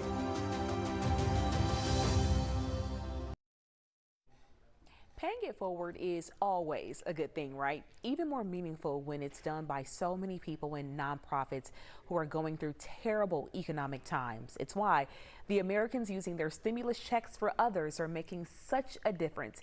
Here is NBC's Kristen Dahlgren. Hey everyone, I pledge to share my check. Across the country, I have pledged to donate. I will be donating. A new campaign in kindness. I'm going to pay it forward. Americans donating their stimulus checks to those in need. It's just good. It's just the right thing to do. In Killeen, Texas, Ron Carney, a carpenter by trade, spent his money on groceries to feed over 160 hungry neighbors. It was worth my stimulus check, believe me, just to make all them people smile for at least one day. People out here, they need the help. In Texas, it was this scene. Thousands of cars lined up at the San Antonio Food Bank that inspired Elaine Hovey to donate her entire $1,200 check. I wanted to pass it on to someone that it could help. At this Arkansas steakhouse, workers got a big surprise from some regulars, a $1,200 tip. Came at a time that most of our staff really needed that. Enough for every employee to get $100. Even those in the medical community promising to keep giving. Dr. Jess Friedman, who qualified for a check based on her residency status last year, plans to give some money away. But there's also this part of just like seeing and recognizing people, to say like, I see you, I see your suffering, and it matters to me, is a really important thing that I think can affect a person's emotional and physical health as well. At the heart of the American spirit, a sense of duty. I'm going to take care of my neighborhood. If everybody takes care of their neighborhood, we're going to be okay. A gift of hope to so many who need it most. Thank you. Well, have you done something special with your stimulus check? We are Where Atlanta Speaks, so let us know. You can send us your videos using the hashtag SendTheLoveATL or text them to us at 404-885-7600. Well, Fulton County, thank you for sharing the love and the entertainment. One woman is using handwritten letters to show appreciation. Laura Steele lives in Sandy Springs. She wanted to do some good, so Laura started a handwritten letter campaign to collect and distribute notes for healthcare workers. So far, she's been able to distribute 400 letters. Laura says that her goal is to ensure healthcare workers know they are appreciated. 20 dust masks for $97. Are you doing this to help people or are you doing this to make money or both? Both. Take this email sent to the Verify team. Is it safe to have your house cleaned by outside workers? The best practice is to limit guests to emergencies only.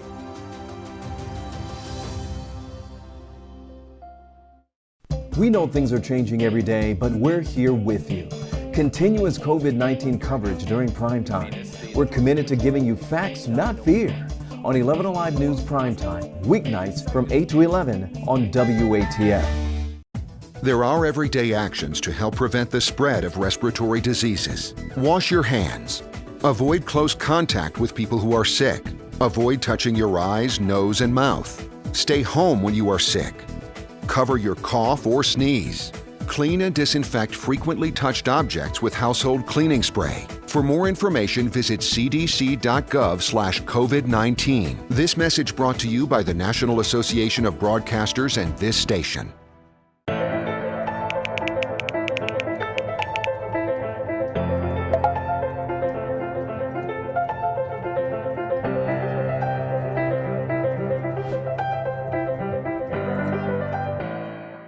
Today at noon on 11Alive. We are seeing that lack of smell or altered taste can be a symptom. We answer your coronavirus-related medical questions. Because 11Alive is where Atlanta speaks. Televised newscasts not enough for you? Get even more at 11Alive's YouTube channel, where you'll find uncut interviews, extended body cam footage, live streams of Atlanta's biggest trials, and more. Subscribe to 11Alive today.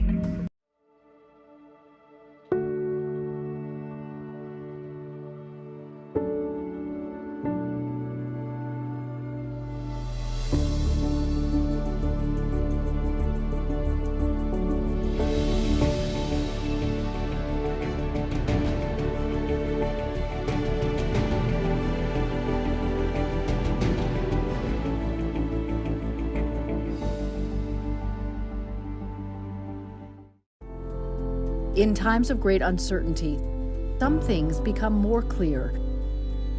The things we take for granted, the people we depend on daily. Here at 11Alive, we'd like to say thank you. First responders, medical staff, sanitation workers, truck drivers, postal workers, and every brave Georgian doing their part to make a difference. We see you, we hear you, and we appreciate all that you do. Let's start with a viral message going around. Quote, vast majority of people who died had ibuprofen Advil in their system. This message is fake. We just bought.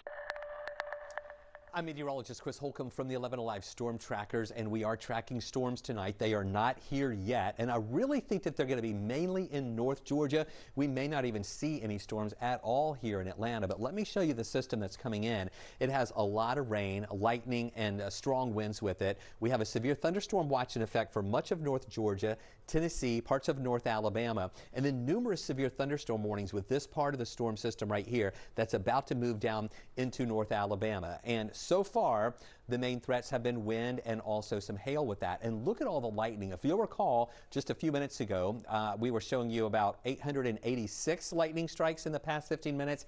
Now it's 745. It's down a little bit, but that's a lot of lightning over much of Tennessee. And this is part of the system that's sliding our way. You can see that motion that came in through western Tennessee.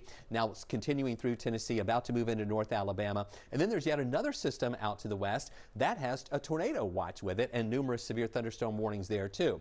Let me show you the areas or the counties that are under this severe thunderstorm watch. Here's a closer look at that. It does not include Atlanta. It comes as far south as Rome, also into Gordon County, Pickens County, Dawson County, Lumpkin County, and White County. That line to the north, those are the counties most likely to see some of these stronger storms as they roll through the area tonight.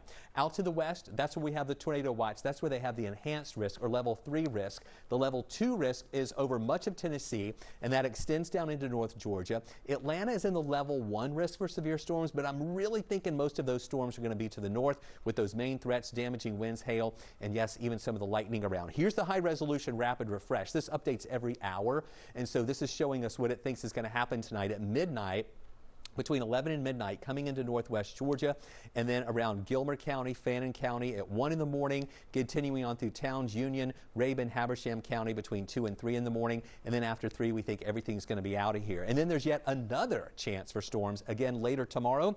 I'll break that down for you coming up in just a few minutes.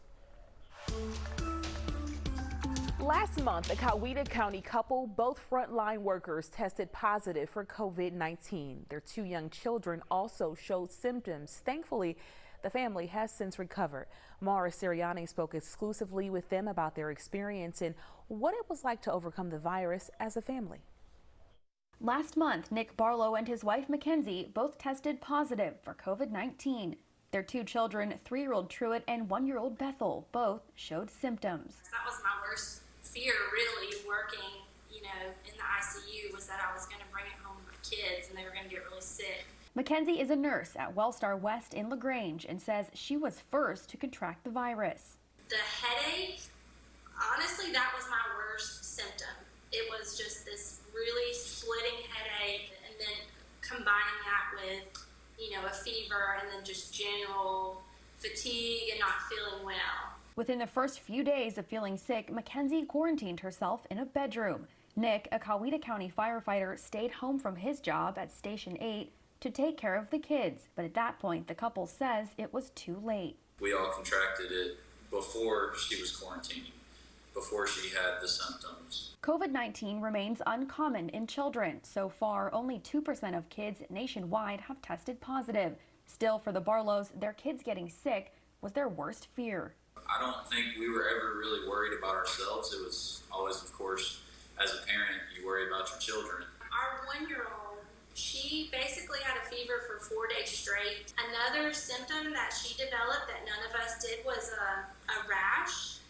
It was on her chest and on her belly. Thankfully, no one in the Barlow family had to be hospitalized. After spending the past few weeks in quarantine, Nick and Mackenzie have both been cleared to go back to work. The kids are back to playing and feeling better. Still, the Barlows are being extra careful when it comes to their health. Honestly, we feel very blessed, especially after seeing the struggles that some other people have had. We are all back healthy, working out. Spending time outside is just a real blessing. If you've gained a new appreciation for what teachers do as you help with your own children with remote learning, now is the time to show it. It's National Teacher Appreciation Week. The Today Show's Savannah Guthrie takes us to a DeKalb County school to speak with a pre-K class and their remarkable teacher who is going above and beyond teaching ABCs. How many letters are in the alphabet? It's easy to see why the pre-K class at the Barack Obama Elementary Magnet School of Technology adores their teacher, Jonathan Hines. I get them and they get me. What state do we live in?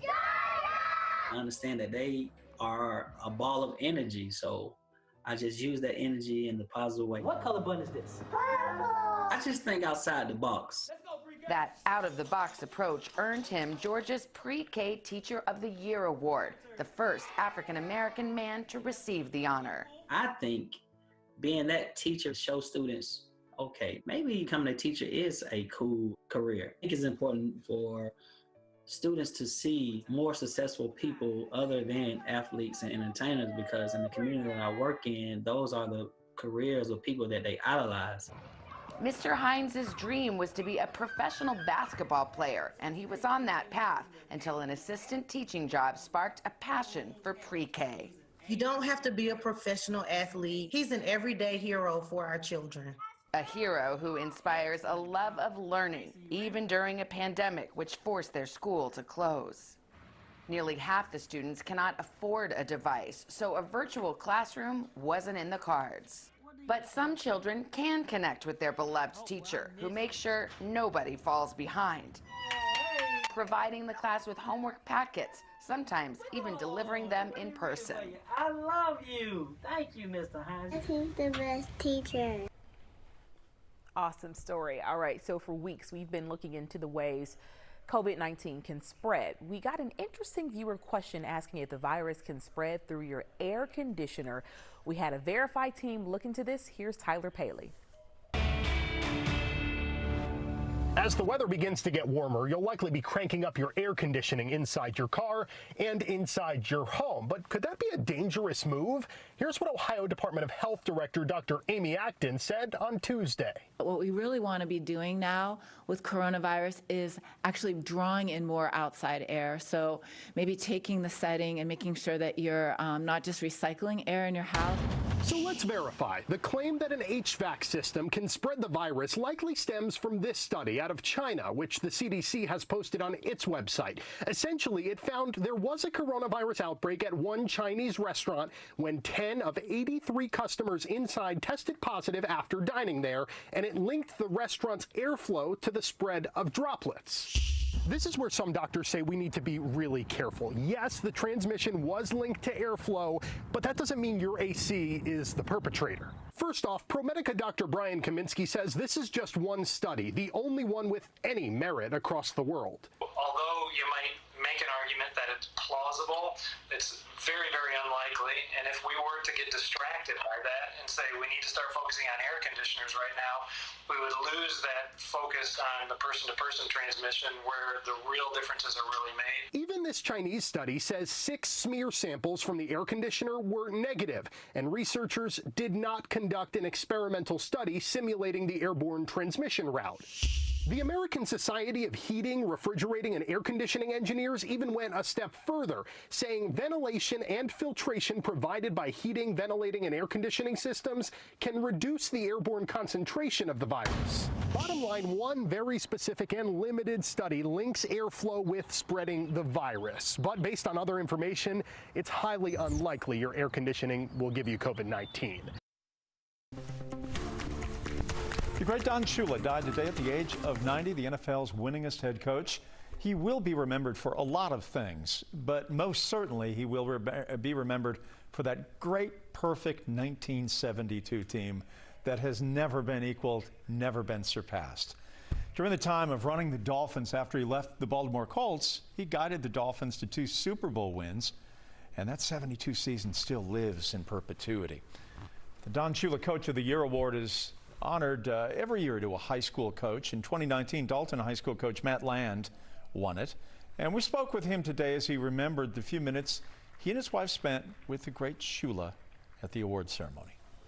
He asked about personal stuff. It wasn't just, football. It was just needed, but it showed me the character of the man. And truly, he's an outstanding person, not just a coach, but an outstanding man. I've got a story about Don Shula on my Facebook page. Jeff Hellinger at 11Alive when I was doing the Falcons show. There's a funny combination there that you will enjoy reading. All right, still many questions about how sports is going to be played in all of this. The Dolphins putting together a social distancing plan so fans can't attend games. According to the Dolphins, only about 15,000 spectators would be able to attend games. That's how it goes for them in a normal year in October. Those fans would be required to wear masks. The NFL will not play international games in 2020, so no Falcons game in London.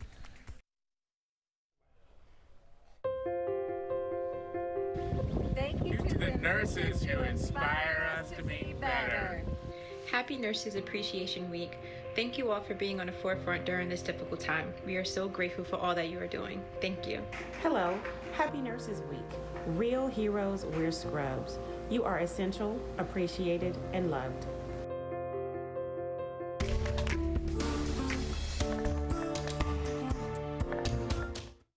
Is it safe to have your house cleaned by outside workers? The best practice is to limit guests to emergencies only.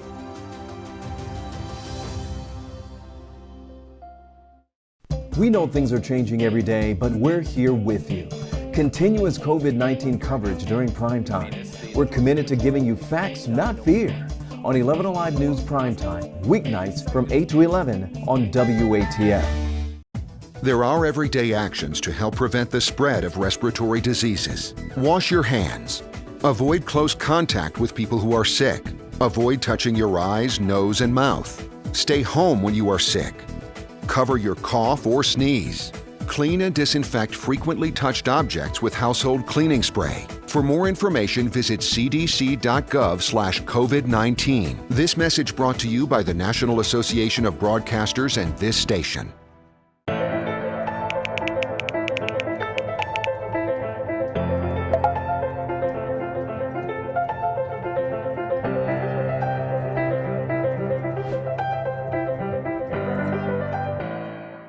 Today at noon on 11Alive. We are seeing that lack of smell or altered taste can be a symptom. We answer your coronavirus-related medical questions. Because 11Alive is where Atlanta speaks. Televised newscasts not enough for you? Get even more at 11Alive's YouTube channel, where you'll find uncut interviews, extended body cam footage, live streams of Atlanta's biggest trials, and more. Subscribe to 11Alive today.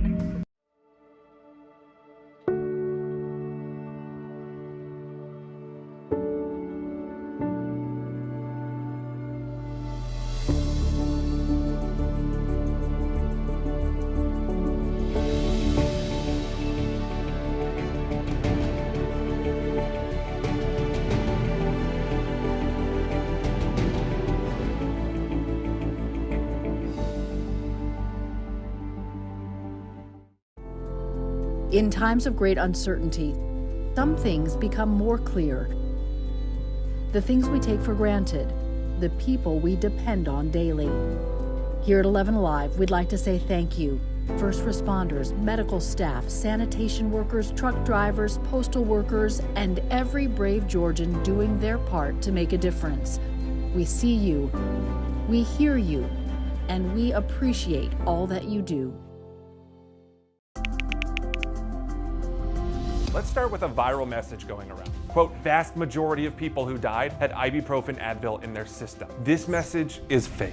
We just bought 20 dust masks for $97. Are you doing this to help people or are you doing this to make money or both? Both. Take this email sent to the Verify team. The impact of the COVID-19 pandemic can be felt across Georgia's economy in everything from how we buy groceries to who is going back to work. And it's hitting our small businesses especially hard. Last month, more than 113,000 Georgia businesses applied and were granted payment protection loans, according to the Atlanta Business Chronicle. Over 2 rounds, the U.S. Small Business Administration approved $14.1 billion in assistance for our state. The Georgia Bankers Association reports the average loan size for Georgia borrowers was almost $125,000. Even with help and Georgia reopening last week, some small businesses have struggled to recover. In Forsyth County, a local salon permanently closed over the weekend after a decade of serving the community. The owner tells 11Alive reporter Jay Plyburn he had no other option. I've been in business for over 10 years. Everything I do is with the intent of meeting big love behind it. We were told basically by the state that if we were to cut hair that we would have our licenses revoked. How early did you apply for government assistance and what sort of communication was there from the government? Zero communication back from the government. Like, I still haven't received a stimulus, but they told us we could go ahead and open up. So we go and we open up. Nobody wants to come in still, but I've already spent about $2,500 in rent and utilities and stuff out of that space. No longer can I make that kind of money. I have to put a mask on. They have to put a mask on. I have to work my way around their ears with strings of cords around it. So I'd end up closing the doors to it. What will you do for income moving forward? I know you've got a lot of different projects in the air. Do you know what you really want to concentrate on next? Well, for one, this is kind of fun, Big Love Coffee. I think we're going to be revamping this because everybody's been asking so much about it. And I think we're just going to change over Big Love Cuts to Big Love Co.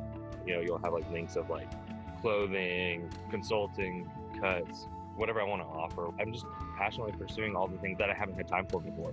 This kind of new chapter of life is just kind of stepping me into the unknown of formulating a company that kind of does everything with big love behind it. That's one thing about small business owners. They know how to pivot and they're very creative. You can learn more about Shawver's creative plans for the future of Big Love under the My Coming News section of 11alive.com. Still watching those showers getting closer to us. Nothing over us right now. Dry weather conditions here. Over in Greenville, we had some strong storms that came through there earlier with a lot of hail and even a tornado warning that was in effect there, even though they're not in a severe thunderstorm watch or any type of watch. It was just a cell that developed ahead of this main system. This is the main system we're watching. Look at all the rain, thunder and lightning moving through Tennessee right now between Nashville and Huntsville.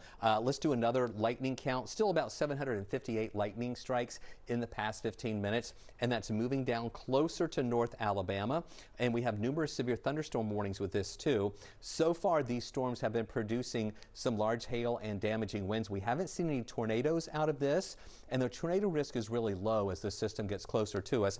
But with this system out to the west a little bit more in Arkansas, Missouri, Oklahoma, that's where we have a tornado watch in effect. I'm not concerned about that system. This is the main one that we're watching coming into our area.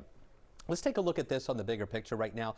This is the severe thunderstorm watch that is in effect until 1 o'clock in the morning for far north Georgia. As you can see, Metro Atlanta is not in the watch. It comes as far south as the Rome area into Floyd County, Pickens County, Gordon County, Dawson, Lumpkin, and White County. That line to the north is where we think that line of storms is going to just kind of skirt across North Georgia with that chance for some damaging wind and also some hail. Where we saw the tornado watch, that's where we have the enhanced risk. That's the level 3 of 5 risk. But this yellow color here that extends down over a big part of North Georgia is the level 2 risk. And as those storms move into North Georgia, that's where we think they'll have the damaging wind, hail, and a good coverage of lightning as well. Here's another look at the high resolution rapid refresh.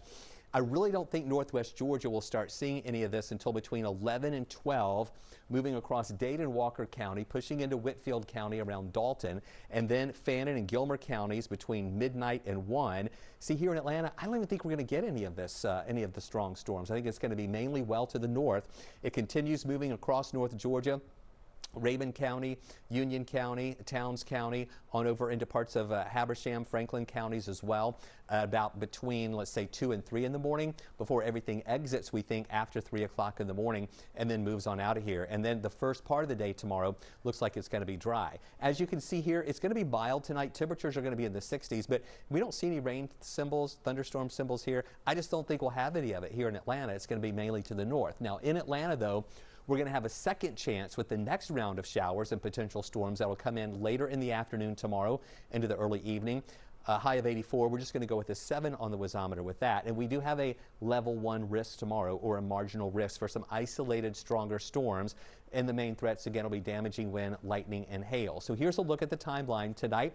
We're watching those storms move through, again, around 2 in the morning over the north central part of Georgia. And then it sweeps through very quickly. And again, Atlanta, we don't think you'll see any. The first part of the day stays dry tomorrow. And then in the afternoon, this is at 5 o'clock. You see this line of showers and storms developing. That's with an actual front that's going to be sweeping through the area.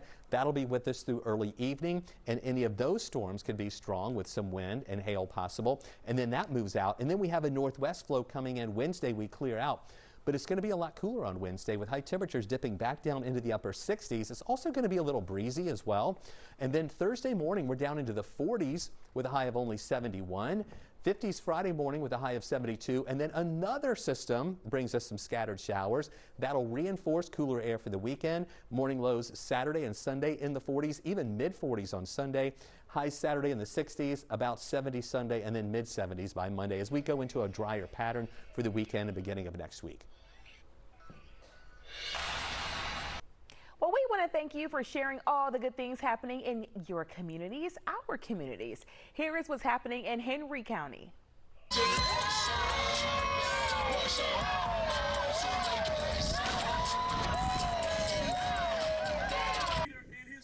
Well, the pandemic didn't stop the parade. Jarvis Richardson is a student athlete at Stockbridge High School.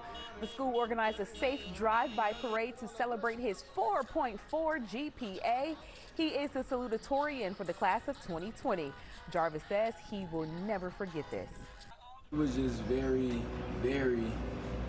just an emotional experience because I was overwhelmed with joy, love, and just the overall feeling that I made it. Jarvis received a full scholarship to the University of North Carolina at Chapel Hill. He plans to major in public health, and we wish him the very, very best. We are Where Atlanta Speaks, so let us know the good things you see happening around you. You can send us your videos using the hashtag SendTheLoveATL or text them to us at 404-885-7600. Happy Nurses Appreciation Week. We love you. Hi, this is Sue Brown. I'm calling because my daughter works at Kennestone Hospital. Her name's Kimberly Clark, and I appreciate and thank her for all that she does. Happy National Nurses Week. Thank you for being on the front line during this difficult time. We greatly appreciate everything that you do. Please stay safe. Had ibuprofen Advil in their system. This message is fake. We just bought 20 dust masks for $97. Are you doing this to help people or are you doing this to make money or both? Both. Take this email sent to the Verify team. Is it safe to have your house cleaned by outside workers? The best practice is to limit guests to emergencies only.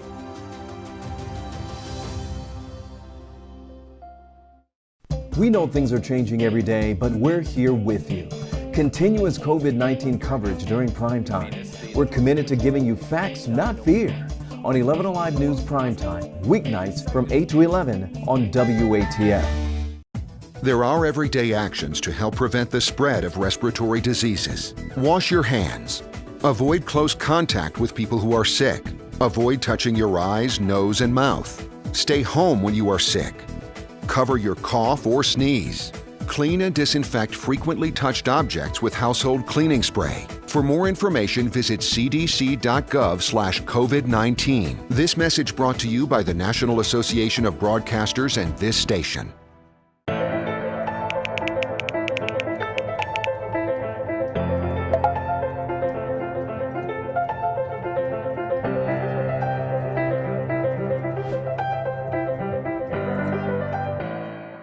Today at noon on 11Alive. We are seeing that lack of smell or altered taste can be a symptom. We answer your coronavirus-related medical questions. Because 11Alive is where Atlanta speaks.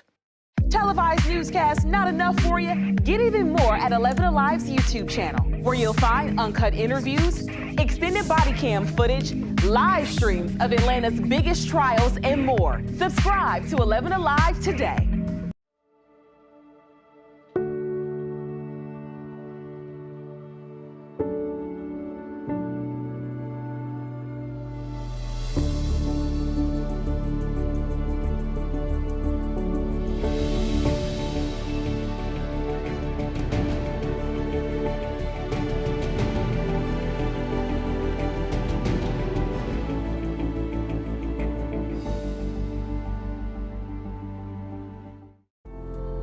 In times of great uncertainty, some things become more clear.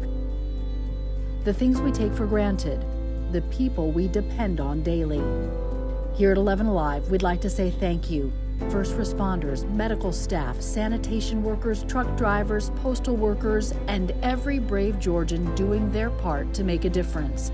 We see you, we hear you, and we appreciate all that you do. Let's start with a viral message going around. Quote, vast majority of people who die. Your kids may be going stir crazy during this pandemic. You may feel like you don't have a minute alone. Enter virtual babysitting. In recent weeks, it's become a go-to for some moms and dads. Jackie Benson from our affiliate in Washington, D.C. shows us how it works. Home is many things right now. Workplace, school, and of course where people are being instructed to spend most of their time in order to slow the tide of a pandemic. So much going on here. It led Elizabeth Picchiotta to create a virtual sitter service she calls VB. I had so many friends who were sending desperate text messages out saying they were stressed out of their minds trying to juggle parenting and homeschooling and then also teleworking, and they were feeling like they weren't being the kinds of employees they want to be. Simon says, stand up and twirl. The video conferencing sitters include high school and college students no longer able to earn babysitting money the old-fashioned way. If siblings are arguing over a toy, you can say, 1, 2, 3, eyes on me. Is everyone looking at the camera? And then you talk through whatever issue may be going on in the household. But other than that, it's not that different. You know what the downward dog, what type of exercising that might be? What's it called? The VB web platform is free to use. Parents just pay for the sitter. Mom of 2, Sarah Wisniewski, says she finds it a win during these challenging times. I was really interested because we were at home, working from home, and the kids were home, and it's been a lifesaver. We are watching very closely this line of storms, a lot of lightning that we have going on right now in Tennessee. It's moving closer to North Alabama. That's what's going to be moving into North Georgia in just a little while, most likely between around 11 o'clock till about 2 in the morning on areas of North Georgia. And that's where we have that severe thunderstorm watch in effect. We'll have another round of showers late tomorrow. It gets chilly Wednesday, more showers Friday before it gets cool again for the weekend. All right, we will stay weather aware. We'll see you on 11Alive for Up Late at 11.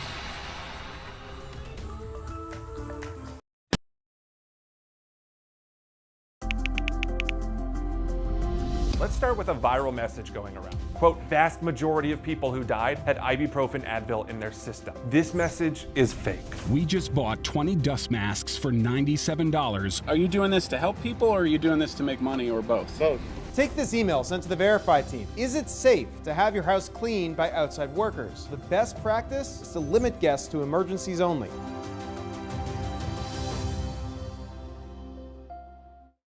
We know things are changing every day, but we're here with you. Continuous COVID-19 coverage during primetime. We're committed to giving you facts, not fear. On 11Alive News Primetime, weeknights from 8 to 11 on WATF.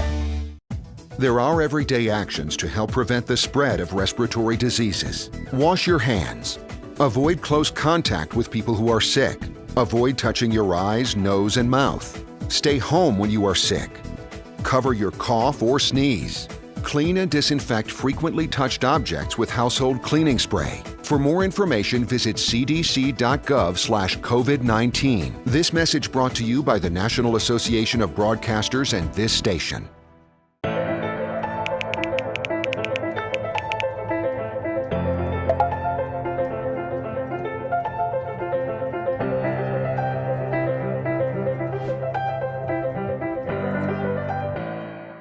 Today at noon on 11Alive. We are seeing that lack of smell or altered taste can be a symptom. We answer your coronavirus-related medical questions. Because 11Alive is where Atlanta speaks. Televised newscasts not enough for you? Get even more at 11Alive's YouTube channel, where you'll find uncut interviews, extended body cam footage, live streams of Atlanta's biggest trials, and more. Subscribe to 11Alive today.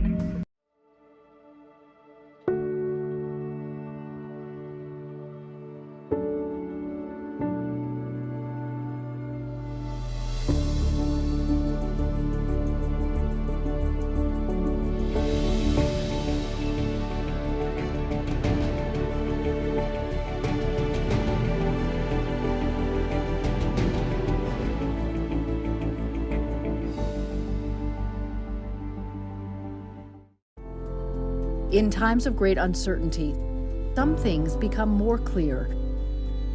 The things we take for granted, the people we depend on daily. Here at 11Alive, we'd like to say thank you.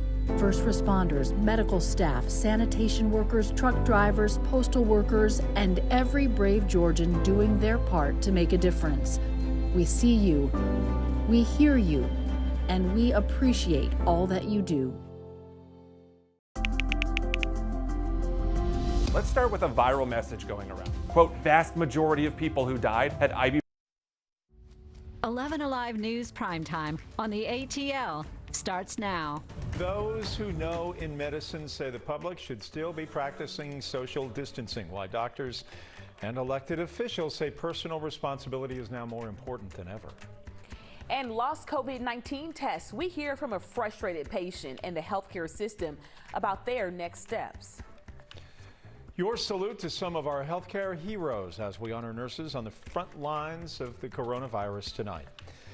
But first, on this Monday evening, a thunderstorm watch now in effect for parts of our viewing area, and it goes all the way until 1 a.m. Chief Meteorologist Chris Holcomb in the house with us tonight in the Storm Tracker Center with the very latest on those conditions. Chris. Yeah, this is an impressive system that's moving through Tennessee right now. The main threats are damaging winds and also hail and a lot of lightning with this. We're okay in Atlanta right now, but as you can see in the northern part of the state, we have that severe thunderstorm watch in effect. I'll go over those counties in just a second, but this is the system we're watching south of Nashville, really between Nashville and Huntsville. This is this line of showers and storms. We have numerous severe thunderstorm warnings with it, with some strong winds and also some large hail, and that's pushing down, about to move into the northern parts of North Alabama. Right now, we have about 545 lightning strikes. That is a lot, but about an hour ago, we had more than 900. So it's a good sign that we're seeing those lightning numbers coming down a little bit. You can see the motion of that through Tennessee. More storms with a tornado threat well out to the west. I'm not really concerned about a big-time tornado threat here. It's mainly going to be the damaging winds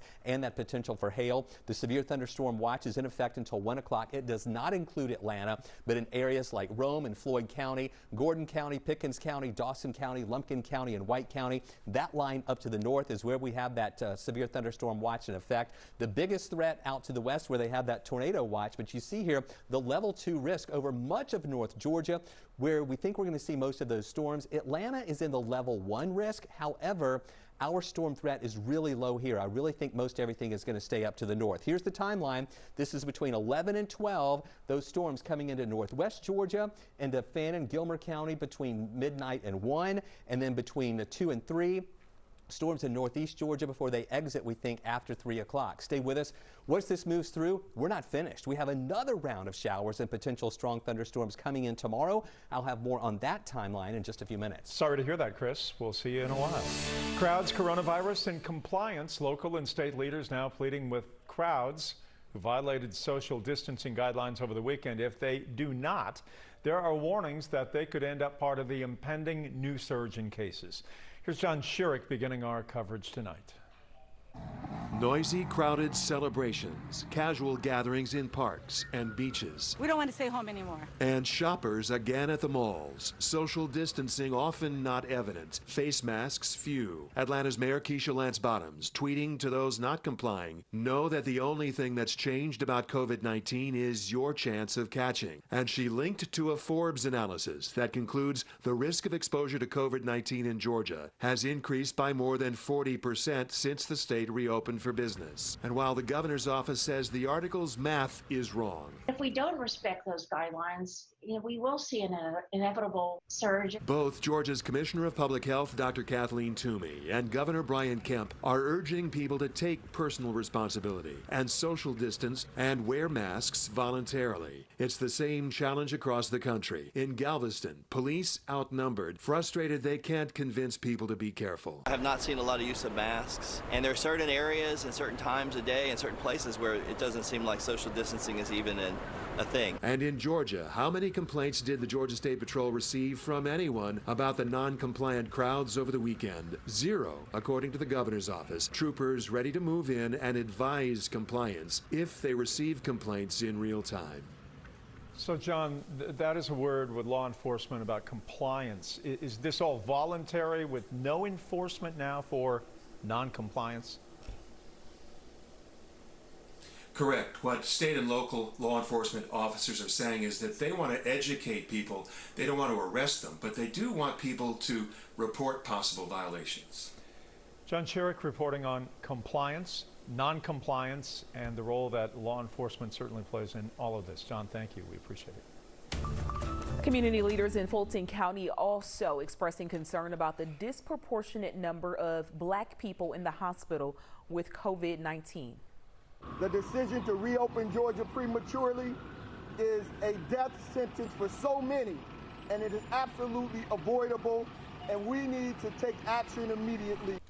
According to a recent CDC study, 80% of patients hospitalized in our state are African American. The study looked at 8 Georgia hospitals, 7 in the metro and 1 in South Georgia. The study looked at about 300 patients. There are about 3,000 confirmed cases in Fulton County, far more than any other county in the state, but it also has the greatest population, so keep that in mind. When you take that number into account, it doesn't appear to be as much of a hot spot as some counties in southwest Georgia. For example, 125 people have died in Fulton, while another 125 have died in Dougherty, where the population is just a fraction of the size of Fulton's. Well, we have heard about COVID-19 test results getting delayed, but now a health system is apologizing after losing tests. Hope Ford talked with a frustrated patient and the health system about their next steps. Bonnie Roberts tells me she started feeling sick with a cough, fever, and stomach issues. I couldn't eat for 3 days. I think I lost 7 pounds. She went to one of Augusta University's drive-through testing sites. 10 days later, her test results still not posted on the university's web portal, so she called them back. She said, yours might be one of the ones that was lost. I said, what do you mean it's lost? The 63-year-old says she wasn't given any additional information. So in the meantime, you still don't know if you have COVID-19 or not? No. I'm just floored.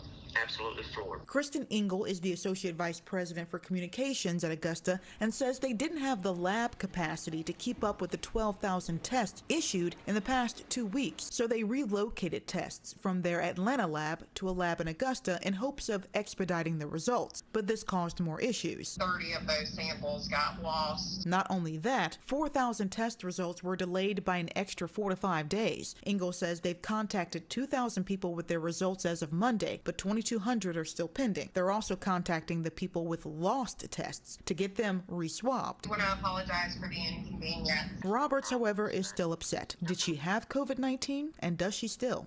So, Hope, did Augusta University give you any explanation whatsoever about how the tests got lost or what they are doing to try and prevent it from happening again?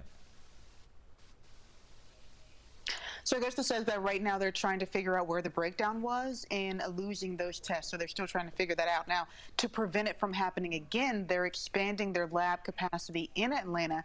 And they're saying that hopefully this will ensure that everyone getting tested right now will get their lab results in that 72-hour time frame. All right, Hope Ford, thank you. We like your background, by the way. It's always very friendly and sharp behind you. Thanks. New information tonight as the FDA tightens the rules for coronavirus antibody testing. The new policy requires manufacturers to apply for emergency use authorization within 10 days from when their test is validated. The former policy, which was issued in March, let companies validate their own tests and sell them as long as they had a disclaimer that it was not approved by the FDA. The agency says it became aware of companies making false claims about the tests and their accuracy. So far, the agency has issued 12 emergency use approvals for antibody tests, and more than 200 are under review. Now to some other big headlines tonight. The Supreme Court of Georgia upholding the convictions of a man who was accused of killing 5 people, including 2 children and an Atlanta teenager. Christopher Spencer serving life in prison for the murders of a couple in a DeKalb County home invasion. That was in October of 2016. He appealed those convictions and sentences. Georgia's High Court upheld them. Spencer was also charged in the shooting death of Bridget Scheel. She was found a few months earlier in an Atlanta park. She had been shot 7 times in the back. Police believe that Spencer is also connected to the 2016 gang shooting that killed 2 children in Clayton County. A Brunswick family wants justice for a young man shot while jogging after being chased by 2 white men. Nearly 2 months later, no one has been arrested. The jogger's family believes it's because one of the men used to work for the DA's office and the other man involved is his son. According to our sister station in Jacksonville, Gregory McMichael told police he spotted 25-year-old Ahmaud Arbery running in his neighborhood back in February. McMichael told police he thought Arbery looked like a burglar, so he grabbed his son and a couple guns to confront him. It was during that confrontation that Arbery was shot. The DA says video from a neighbor shows Arbery was the aggressor, but an attorney for Arbery's family says he was not armed and they're demanding GBI investigate. No question, most of us have spent a lot of time in our homes over the past 8 weeks, but for those that live in a condo or a homeowners association, the dues are one more bill to juggle in the midst of furloughs and job cuts. We have received emails from homeowners upset that their communities are still threatening to issue fines for weeds and paint problems despite the pandemic. And we think, well, it's simple to lay bark mulch, but yet it's fairly costly. And if you have a choice between paying for bark mulch and helping someone who's just lost a job, it becomes a little bit of a difficult decision. Tonight on Up Late at 11, Reveal investigator Rebecca Lindstrom looks at the law and what it has to say about homeowner rights, particularly if you don't feel safe heading to the hardware store for any kind of supplies. With National Nurses Week starting in 2 days, we wanted to make sure to give a big thank you to the dedicated and committed nurses everywhere. Happy Nurses Appreciation Week. Thank you for all you do. We thank you for all that you are doing during this difficult time. We hope that you continue to stay safe, and thank you for caring enough to ensure the safety of others. Shout out to all the nurses out there. We appreciate everything that you are doing. Thank you for being on the front lines during this difficult time. We are grateful for all that you do. And we want to hear from you and how you want to thank these healthcare heroes. Call us at 678-765-9514 and leave your message of appreciation. Make sure to tell us your name, where you're from, and the best way for us to contact you, and we may use your thank you on air. Still ahead, how Carnival Cruise Lines could set sail in the U.S. despite concerns from the CDC. And the grocery store meat counter may start looking bleak before too long, why many stores are now limiting how much you can buy. Stay home when you are sick. Cover your cough or sneeze. Clean and disinfect frequently touched objects with household cleaning spray. For more information, visit cdc.gov/COVID-19. This message brought to you by the National Association of Broadcasters and this station.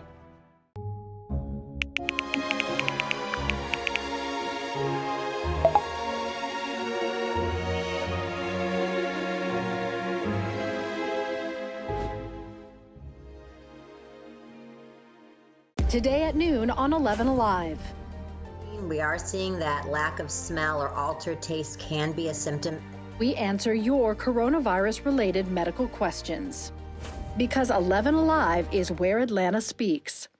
Televised newscasts not enough for you? Get even more at 11Alive's YouTube channel, where you'll find uncut interviews, extended body cam footage, live streams of Atlanta's biggest trials, and more. Subscribe to 11Alive today.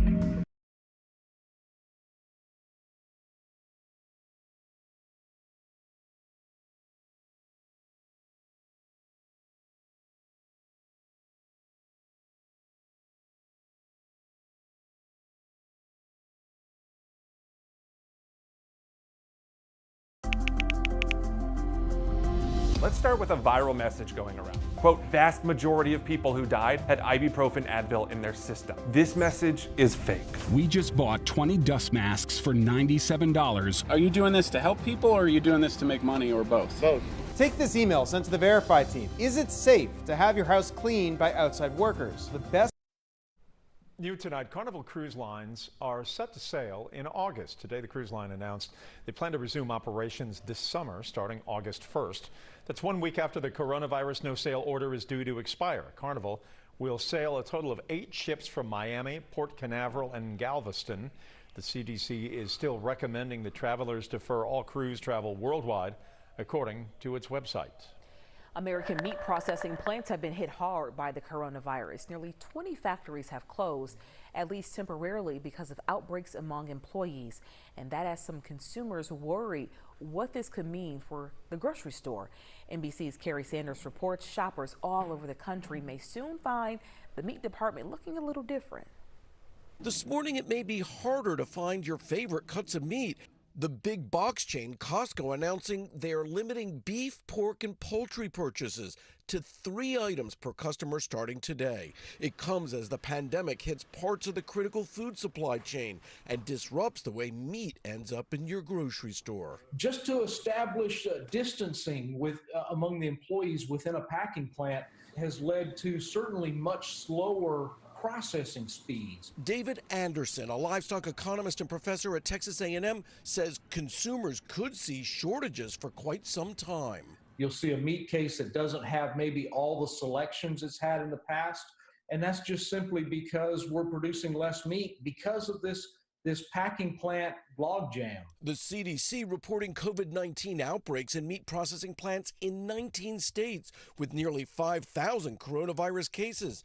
and 20 deaths among workers. We're going to sign an executive order today. President Trump invoked the Defense Production Act to keep plants open, calling them critical infrastructure.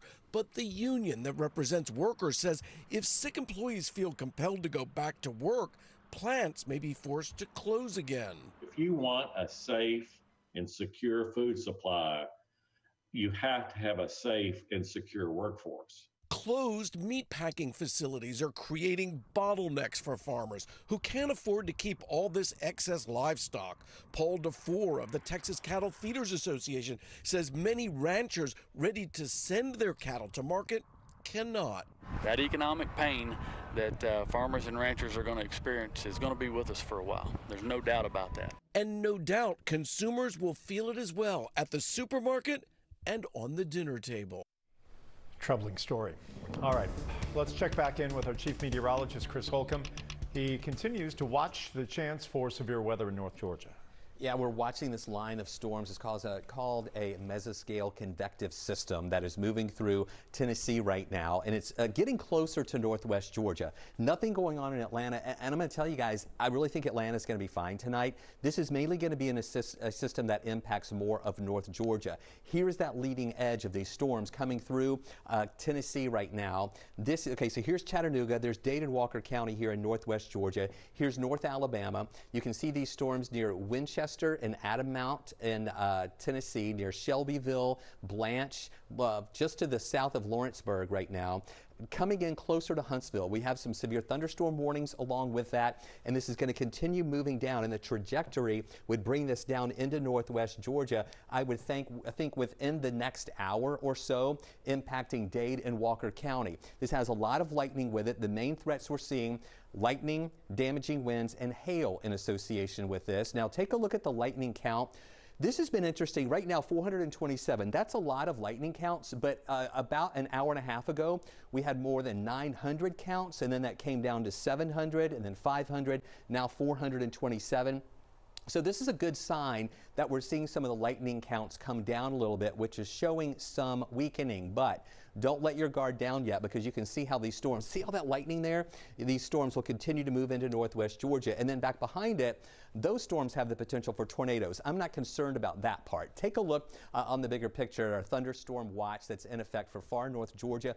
Atlanta is not in the watch. It comes as far south as Floyd County there at Rome, over into Gordon County, Pickens County, Dawson County, Lumpkin County, and White County. That line up to the north, these are the counties in that watch. You can see that scrolling here at the bottom of your screen. It's in those spots where we see the better chance for those stronger storms to move through. The higher risks are out to the west in Oklahoma and parts of Arkansas. That's where we have that tornado watch in effect, and they're in the level 3 risk. The level 2 risk is over much of North Georgia. Metro Atlanta is in the level 1 risk. I really think that this is going to all be north of Atlanta. I'm not really overly concerned about a big-time storm risk for us here, but it's mainly going to be in North Georgia when we see those storms move through. Here's an updated look. This is the high-resolution rapid refresh radar. This shows us really between 11 and midnight. Storms going into Dade and Walker County, continuing to move eastward over Fannin and Gilmer County. We think between midnight and 1 in the morning. See us here in Atlanta? It doesn't look like it's going to make it here. I think it's going to be more to the north. And then moving over towns, Union County, over into Rabun County, Habersham County, Stevens County, Franklin County, between 2 and 3 in the morning. And then it exits, we think, after 3 over into South Carolina. Then it'll be quiet in the morning. But then we're not finished. There's going to be another round of showers and storms that can move through later on in the day. Now tonight here in Atlanta, you don't see any rain symbols there, storm symbols. It's just going to be mild overnight. We drop down to about 64 in the morning with a high of 84 in the afternoon. We're going to go with a 7 on the wasometer as that next round of rain moves in and storms later in the afternoon.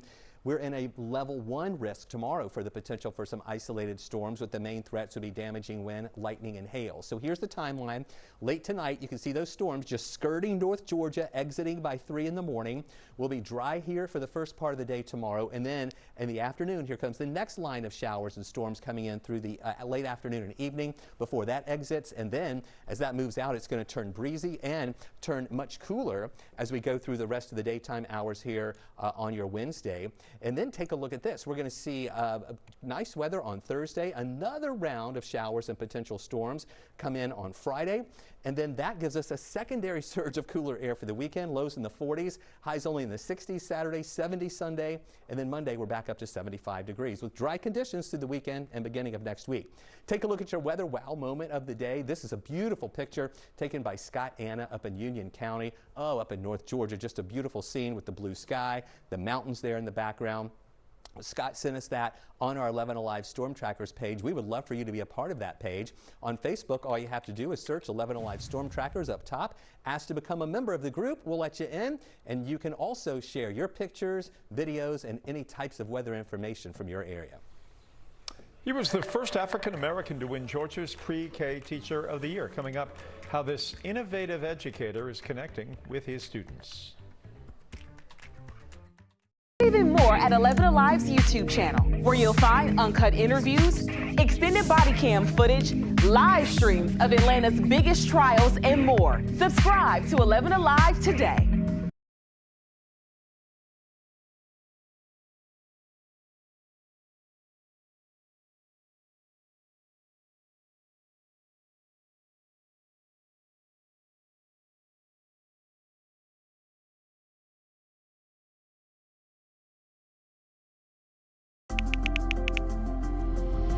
Let's start with a viral message going around. Quote, vast majority of people who died had ibuprofen Advil in their system. This message is fake. We just bought 20 dust masks for $97. Are you doing this to help people or are you doing this to make money or both? Both. Take this email sent to the Verify team. Is it safe to have your house cleaned by outside workers? The best practice is to limit guests to emergencies only.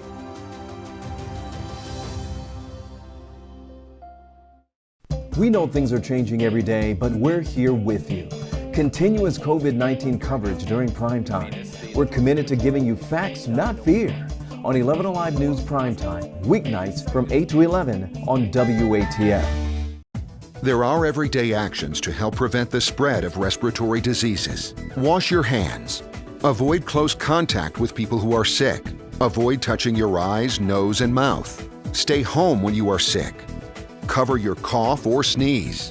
Clean and disinfect frequently touched objects with household cleaning spray. For more information, visit cdc.gov/COVID-19. This message brought to you by the National Association of Broadcasters and this station.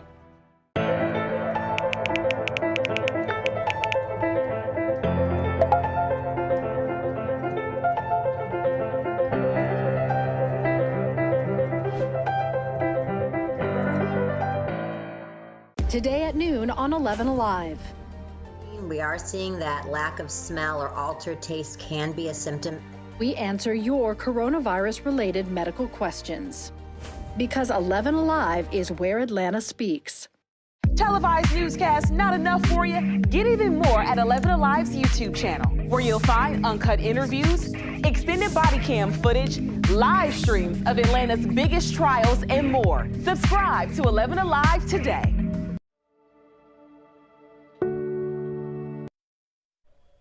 If you've gained even more respect for teachers as you help your own children with remote learning, now is the time to show it. It's National Teacher Appreciation Week. The Today Show's Savannah Guthrie takes us to a DeKalb County pre-K class and their remarkable teacher who is going above and beyond teaching ABCs. How many letters are in the alphabet? It's easy to see why the pre-K class at the Barack Obama Elementary Magnet School of Technology adores their teacher, Jonathan Hines. I get them and they get me. What state do we live in? I understand that they are a ball of energy, so I just use that energy in the positive way. What color button is this? I just think outside the box. That out-of-the-box approach earned him Georgia's Pre-K Teacher of the Year award, the first African-American man to receive the honor. I think being that teacher shows students, okay, maybe becoming a teacher is a cool career. I think it's important for students to see more successful people other than athletes and entertainers, because in the community that I work in, those are the careers of people that they idolize. Mr. Hines' dream was to be a professional basketball player, and he was on that path until an assistant teaching job sparked a passion for pre-K. You don't have to be a professional athlete. He's an everyday hero for our children. A hero who inspires a love of learning, even during a pandemic which forced their school to close. Nearly half the students cannot afford a device, so a virtual classroom wasn't in the cards. But some children can connect with their beloved teacher, who makes sure nobody falls behind, providing the class with homework packets, sometimes even delivering them in person. I love you. Thank you, Mr. Hines. He's the best teacher. Hines was also surprised this morning with $45,000 worth of school supplies donated by 5 Star. The school's principal says this is the biggest donation they've ever received. You can find a link to watch the full segment in the As Seen on TV section of the 11Alive app. You can also send your teacher appreciation to 11Alive all week. That's an amazing young man. I know. Mr. Hines, kudos to you. Yeah. All right, Jeff, time for me to head out. You can take it over from here. I'll see you guys on Up Late at 11 on 11Alive. Very good. We'll look for you. Thanks. Here's what's coming up on the Big 36. Small businesses struggling after the breakout. Georgia's Secretary of State is offering to help. Speaks. Televised newscasts not enough for you? Get even more at 11Alive's YouTube channel, where you'll find uncut interviews, extended body cam footage, live streams of Atlanta's biggest trials, and more. Subscribe to 11Alive today.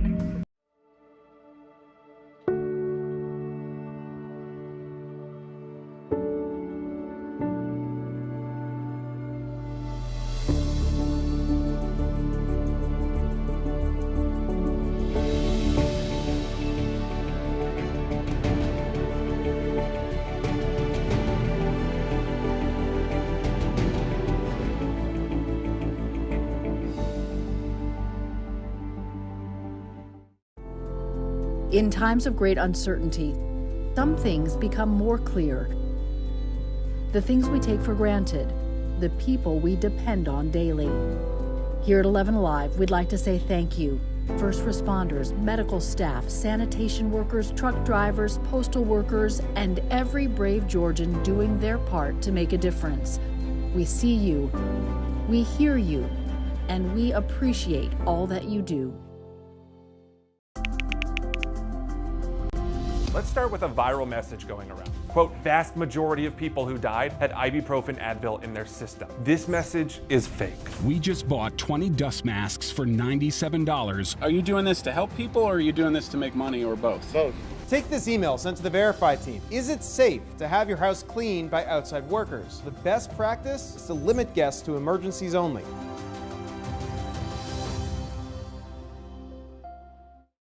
We know things are changing every day, but we're here with you. Continuous COVID-19 coverage during primetime. We're committed to giving you facts, not fear. On 11Alive News Primetime, weeknights from 8 to 11 on WATF. There are everyday actions to help prevent the spread of respiratory diseases. Wash your hands. Avoid close contact with people who are sick. Avoid touching your eyes, nose, and mouth. Stay home when you are sick.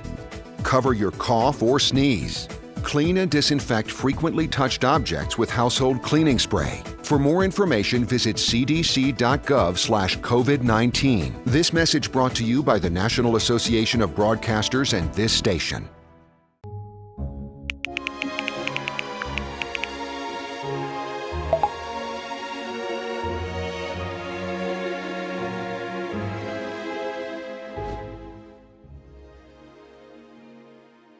Today at noon on 11Alive. We are seeing that lack of smell or altered taste can be a symptom. We answer your coronavirus-related medical questions. Because 11Alive is where Atlanta speaks. Televised newscasts not enough for you? Get even more at 11Alive's YouTube channel, where you'll find uncut interviews, extended body cam footage, live streams of Atlanta's biggest trials, and more. Subscribe to 11Alive today.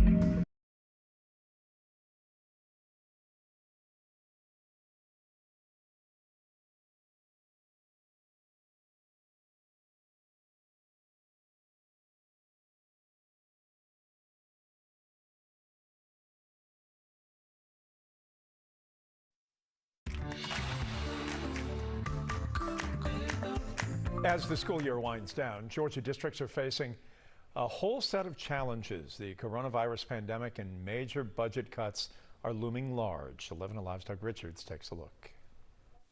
These budget cuts are the product of the pandemic, but some educators remember similar budget cuts more than a decade ago, and they may foretell what could happen this year. Although schools are empty of students now, school systems continue to spend millions of dollars statewide every day as students engage teachers in virtual learning settings.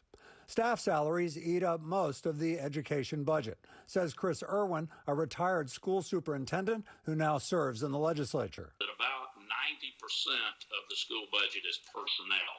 So if you really want to make a change and there's a dramatic change in your budget, you have to look at personnel. But school personnel are politically popular. Last year, the legislature increased the budget for K-12 education by almost 7%, according to the Georgia Budget and Policy Institute. Most of that money was for pay raises for teachers and other staff. This year, the state is expected to cut that same budget by 14%. School systems across Georgia experienced similar cuts in 2011. Many of them furloughed teachers and shortened the school calendar. And some cuts, like for school transportation, were never fully restored. Back in 2011, we were as lean as we are now. Jeremy Williams is superintendent of the Gainesville City School System.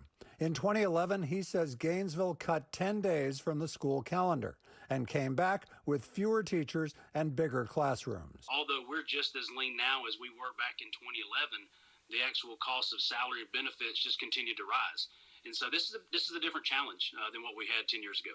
Part of the reason it's different is because school systems are still adjusting to virtual learning and really have no idea when or if or under what circumstances they'll even go back to school in the fall.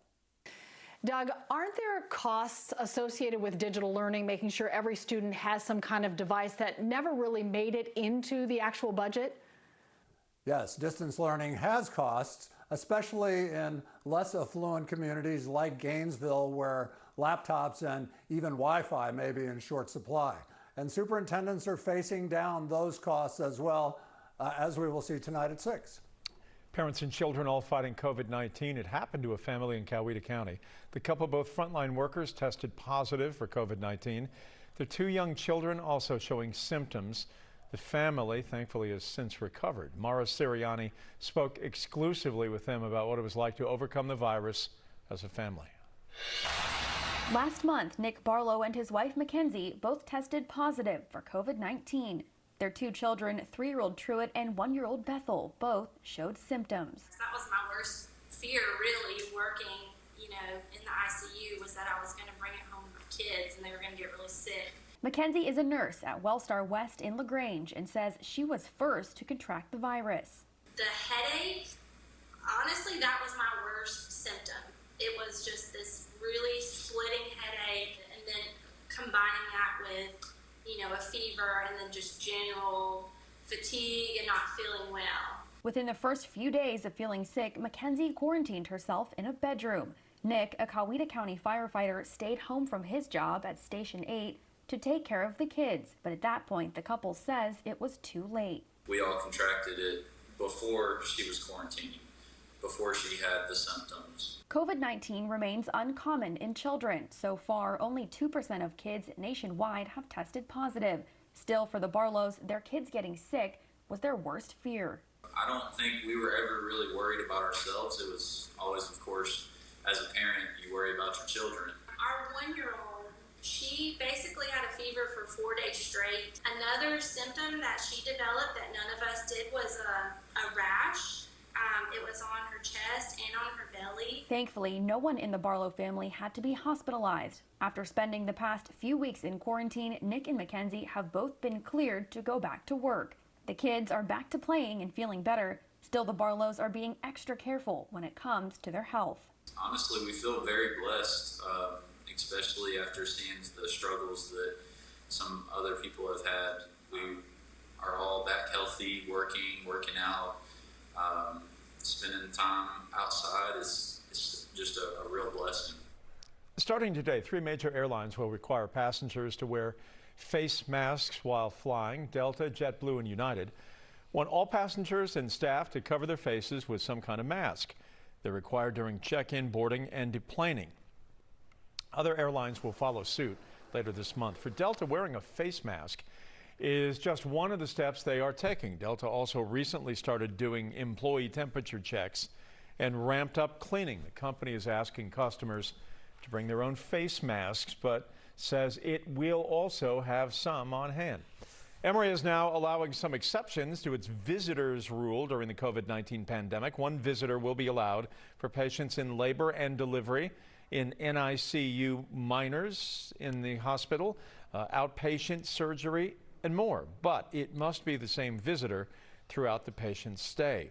Those in the ER are not allowed to have visitors, and all visitors must wear a mask inside of Emory Hospital and its clinics. Lastly, visitors must be 16 or older. Decatur's House of Hope is hosting free COVID-19 testing right now. The testing is being done as a pop-up drive-through site until 7 p.m. Testing is free, no insurance required. They are urging anyone who has had contact with someone with COVID-19 and anyone with underlying medical conditions to get tested. Paying it forward is always a good thing, even more meaningful when many people and nonprofits are going through these really difficult times right now. It's why the Americans using their stimulus checks for others are making such a big difference. Here's NBC's Kristen Dahlgren.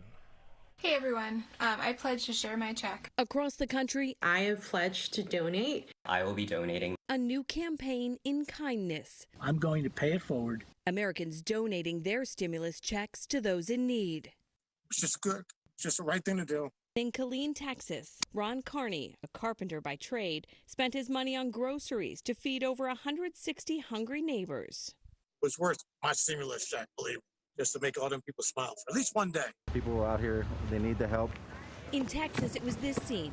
Thousands of cars lined up at the San Antonio Food Bank that inspired Elaine Hovey to donate her entire $1,200 check. I wanted to pass it on to someone that it could help. At this Arkansas steakhouse, workers got a big surprise from some regulars, a $1,200 tip. Came at a time that most of our staff really needed that. Enough for every employee to get $100. Even those in the medical community promising to keep giving. Dr. Jess Friedman, who qualified for a check based on her residency status last year, plans to give some money away. But there's also this part of just like seeing and recognizing people, to say like, I see you, I see your suffering and it matters to me, is a really important thing that I think can affect a person's emotional and physical health as well. At the heart of the American spirit, a sense of duty. I'm going to take care of my neighborhood. If everybody takes care of their neighborhood, we're going to be okay. A gift of hope to so many who need it most. Thank you. Have you done something special with your stimulus check? We are Where Atlanta Speaks, so let us know. You can send us your videos using the hashtag #SendTheLoveATL or text them to us at 404-885-7600. Pictures with big promises making the rounds on social media. It claims wearing a mask reduces your chance of getting COVID-19 by 30%. What about those numbers? Is that real? We'll check in coming up. You can see Atlanta right here at the bottom of your screen. It is dry right now. This is the system that's moving in from Tennessee and North Alabama, knocking on the door of Northwest Georgia, where we have a severe thunderstorm watch in effect. Stay with us. We'll track this system and let you know what it's going to do when it moves into Georgia. Coming up, when he is not coaching his team for the next game, he's coaching them in the kitchen. How a head coach's skills are coming in handy during the quarantine. Avoid touching your eyes, nose, and mouth. Stay home when you are sick. Cover your cough or sneeze. Clean and disinfect frequently touched objects with household cleaning spray. For more information, visit cdc.gov/COVID-19. This message brought to you by the National Association of Broadcasters and this station.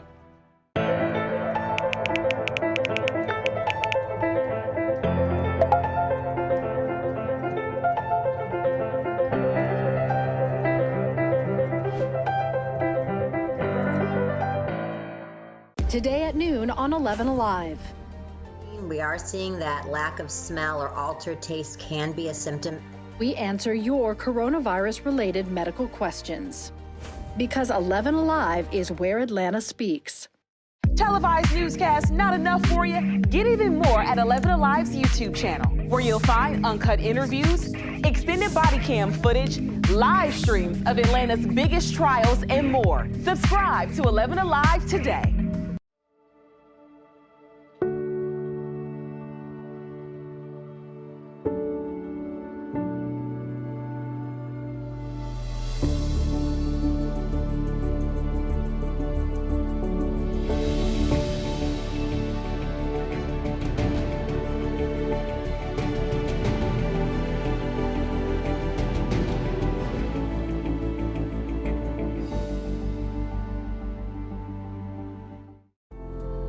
In times of great uncertainty, some things become more clear.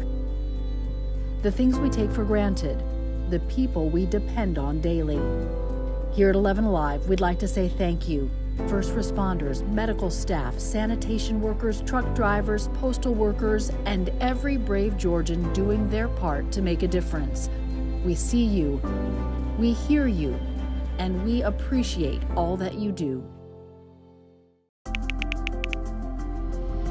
Let's start with a viral message going around. Quote, vast majority of people who died had ibuprofen Advil in their system. This message is fake. We just bought 20 dust masks for $97. Are you doing this to help people, or are you doing this to make money, or both? Both. Take this email sent to the Verify team. Is it safe to have your house cleaned by outside workers? The best practice is to limit guests to emergencies only.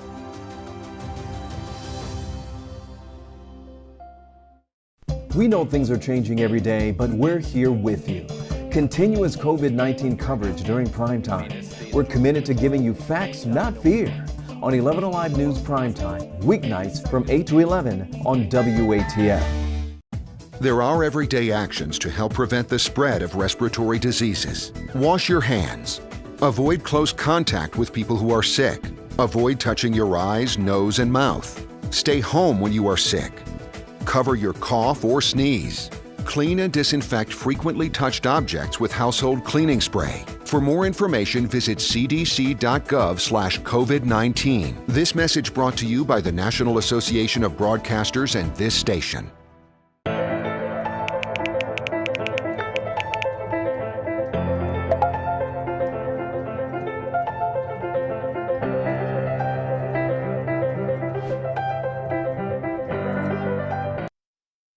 A viral image shows that wearing a mask reduces your chance of getting a virus by 30%, and that if everyone's wearing a mask, it can reduce your chances by 98%. We had our Verify team investigate.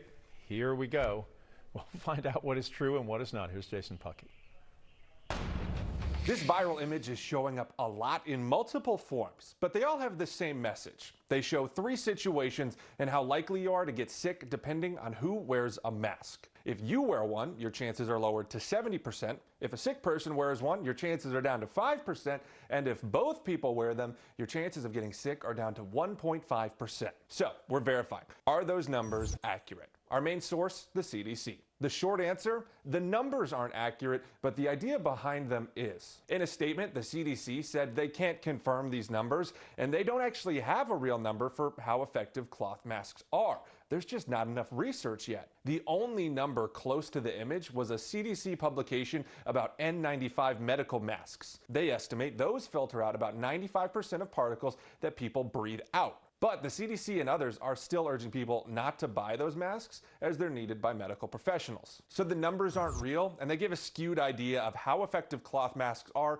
without any real evidence. But that doesn't mean you shouldn't wear a mask. The image does get one thing right, that masks protect other people. The CDC says cloth masks are, quote, not intended to protect the wearer, but may prevent the spread of the virus from the wearer to others. And that's why they recommend everyone wears them. So we can verify. The numbers in the image aren't accurate, but the idea that masks lower the chances of getting sick is true, especially when they're worn by people who are sick. Despite the state allowing businesses to reopen, many are not. And some of those want to open their doors again. They're having trouble getting restarted. Now a new effort's underway to help struggling small businesses get back on track. Nick Sturdivant has more on the Secretary of State's plan unveiled today. Secretary Raffensperger's press conference today, directed at small businesses, aims to put them on the right track. One of the things talked about was working with state lawmakers on a package that would streamline the licensing process for businesses. Raffensperger said many small business owners are architects, engineers, and contractors who are seeking licenses. He says the package could help them cut through the red tape to do that. The second part of this is putting more of a focus on making things in Georgia in the long term. Raffensperger believes that we should bolster manufacturing to grow these businesses. Manufacturing is critical, for the state, and that's going to require engineering, that's going to require contractors, that's going to require people that have the technical know-how. So it really brings all that together, and it keeps those jobs here in Georgia, and then we can export those products we make here in Georgia all throughout the country and all throughout the world. And he says that he hopes that this package is ready for lawmakers to consider by general session in mid-June. Those storms are getting closer and closer to northwest Georgia. Nothing going on in Atlanta, and I really think we're going to be fine here in Atlanta tonight. It's going to be in far north Georgia where we're going to be dealing with some of these strong storms. Here we are in Dade, Walker County. You can see those storms with thunder and lightning just across the border from you. They're about to move in, and then the strongest storms are still back into Tennessee and entering northern Alabama. This is where there's a severe thunderstorm warning in effect, really between Huntsville and the Winchester area. And the main threats with this are really heavy rain, strong winds, and we've had some reports of large hail in association with these storms too, and a lot of lightning as well. In fact, here's a look at the bigger picture. You can see those storms as they were coming south of Nashville, now settling into northern parts of Alabama.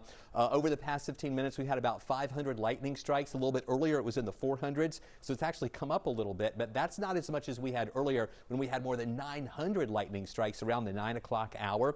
So it's a lot of lightning with it, and we hope that lightning count will continue weakening as it moves into Georgia. Now you can see the storms as they were moving through Tennessee, and then another batch of storms that will have a tornado risk out to the west. I'm not worried about this part impacting us.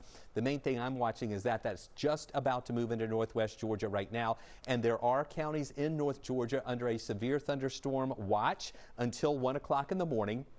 The Rome area at Floyd County over toward Gordon County, Pickens County, Dawson County, Lumpkin County, and White County. That line up to the north is where we have that watch that's in effect until 1. Those are the areas most likely to see the potential for damaging winds and some hail. Now that tornado risk is in that enhanced risk or level 3 of 5 risk in Alabama and Arkansas. The yellow color here indicates the level 2 risk over North Georgia. Metro Atlanta is in the level 1 or marginal risk. However, I really think that storm threat is going to be more up in North Georgia for the potential of damaging wind, lightning, and also hail. This is the high-resolution rapid refresh model. This updates every hour, and you can see what we're going to be watching around midnight, between 11 and midnight, coming into Dade and Walker counties.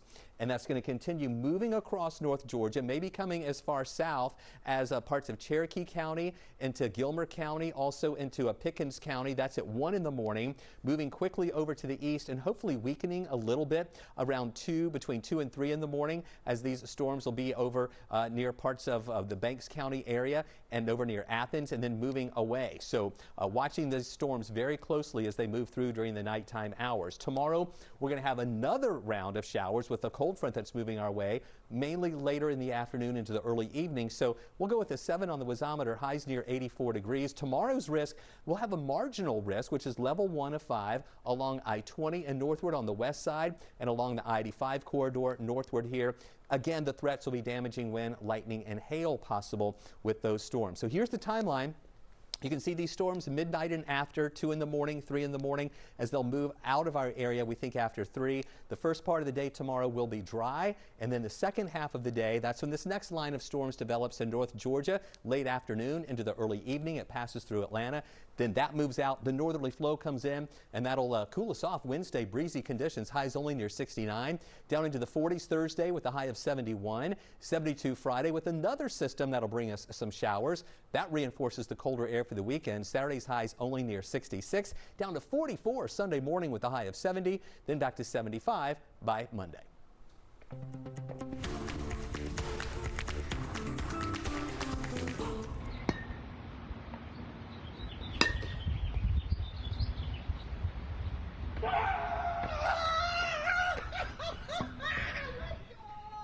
All right, there's a dad excited about the backyard highlight of the day, playing on the fields at North Gwinnett. His young son hit a Hank Aaron-like shot there, and it's a family celebration, you bet. It's part of growing up, growing older, when your son can hit a home run, or your daughter, and he or she can beat you on a golf course. All of those kinds of demarcations about growing up. Well, we had some news today, of course, in the NFL. Don Shula died at the age of 90, the winningest coach of all time, and the only NFL head coach to lead a team to a perfect season, 1972. Pretty amazing. His values of excellence and leadership are what led to the creation of the Don Shula High School Coach of the Year Award. In 2019, Dalton High School coach Matt Land won it. And we spoke with him today as he spent some time with Coach Shula at the awards ceremony earlier this year. Any way for my name to be attached to Don Shula is an honor in and of itself. And what he stands for, the award stands for community service, integrity, excellence. Those are all the things that we try to be here at Dalton High School. Now, we probably had 7, maybe 10 minutes with him. And, you know, he asked about personal stuff. It wasn't just, you know, football. It was just needed, but it showed me the character of the man. I've got a story about Don Shula and the Atlanta Falcons sort of connection. A lot of interesting stories with Don Shula, as he was in Gwinnett County when the Dolphins would come here and practice with the Falcons in the 80s and 90s. If you run into me sometime, ask a few. I have a few of those stories, but I have a pretty good story on my Facebook page, Jeff Hullinger, 11Alive, about Coach Shula. All right, we may be waiting on a few sports leagues to return, but the NBA 2K League is about to get underway remotely. Maria Martin tells us about how and when the Hawks' Talons head coach isn't coaching his team on video games, he is doing some great work in the kitchen. I have seen that you've been cooking a lot. Cooking with Coach is what you call it. Tell me what spawned that idea, and did you cook before quarantine, or is this a new hobby? No, I've actually been cooking for a long time. When I came in, I saw players across the league, and even just in the community period in esports, they eat out a lot. I just wanted to be that voice that said, hey, you don't have to spend all your money going out to eat. And some of these meals that you go out and buy, you can actually make at home. So my goal was just to show anybody cooking at home, not just esports, how to make affordable, you know, easy, delicious meals at home. Good job. Okay. What is your favorite thing that you've cooked so far? Probably my smothered potato skillet. Ooh. It'd either be that or it'd be my 4-layer lasagna. One of those two. Are you cooking for all of us? I mean, what's up? I mean, we can definitely have a Cooking with Coach gathering once everything returns to whatever normal is for us. I'm happy to do that. Stir, stir, stir. Mix it up good. Mix it up real good. I'm encouraging people lately to make the meal and post it and tag me in it. I want to see how, if my steps and my directions are pointing people in the right directions. All right, good for him. We'll take a break. We're back right after this. We're here with you. Continuous COVID-19 coverage during primetime. We're committed to giving you facts, not fear. On 11Alive News Primetime, weeknights from 8 to 11 on WATF. There are everyday actions to help prevent the spread of respiratory diseases. Wash your hands. Avoid close contact with people who are sick. Avoid touching your eyes, nose, and mouth. Stay home when you are sick. Cover your cough or sneeze. Clean and disinfect frequently touched objects with household cleaning spray. For more information, visit cdc.gov/COVID-19. This message brought to you by the National Association of Broadcasters and this station.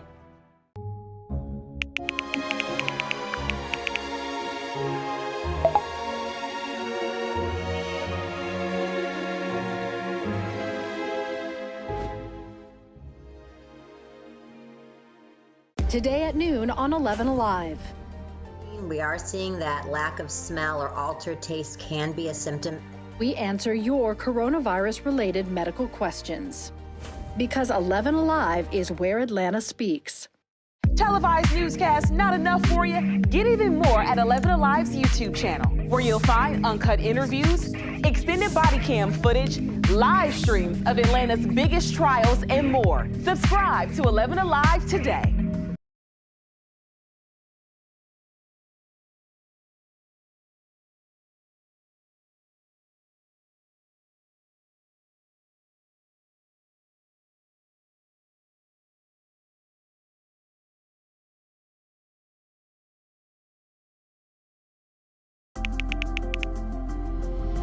Let's start with a viral message going around. Quote, vast majority of people who died had ibuprofen Advil in their system. This message is fake. We just bought 20 dust masks for $97. Are you doing this to help people or are you doing this to make money or both? Both. Take this email sent to the Verify team. Is it safe to have your house cleaned by outside workers? The best practice is to limit guests to emergencies only.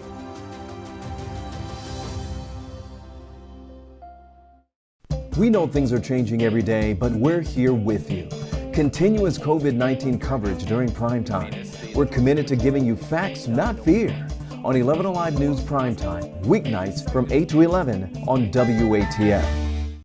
There are everyday actions to help prevent the spread of respiratory diseases. Wash your hands. Avoid close contact with people who are sick. Avoid touching your eyes, nose, and mouth. Stay home when you are sick. Cover your cough or sneeze.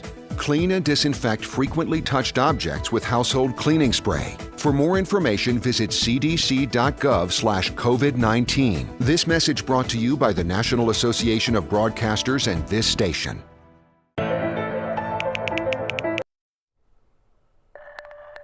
Rain with thunder and lightning moving into Dade and Walker County right now in northwest Georgia. Stronger storms back in North Alabama and Tennessee headed our way with a severe thunderstorm watch in effect until 1 a.m. Flip over to 11Alive right now. We're leading the newscast with weather. We'll have Lack of smell or altered taste can be a symptom. We answer your coronavirus-related medical questions. Because 11Alive is where Atlanta speaks. Televised newscasts not enough for you? Get even more at 11Alive's YouTube channel, where you'll find uncut interviews, extended body cam footage, live streams of Atlanta's biggest trials, and more. Subscribe to 11Alive today.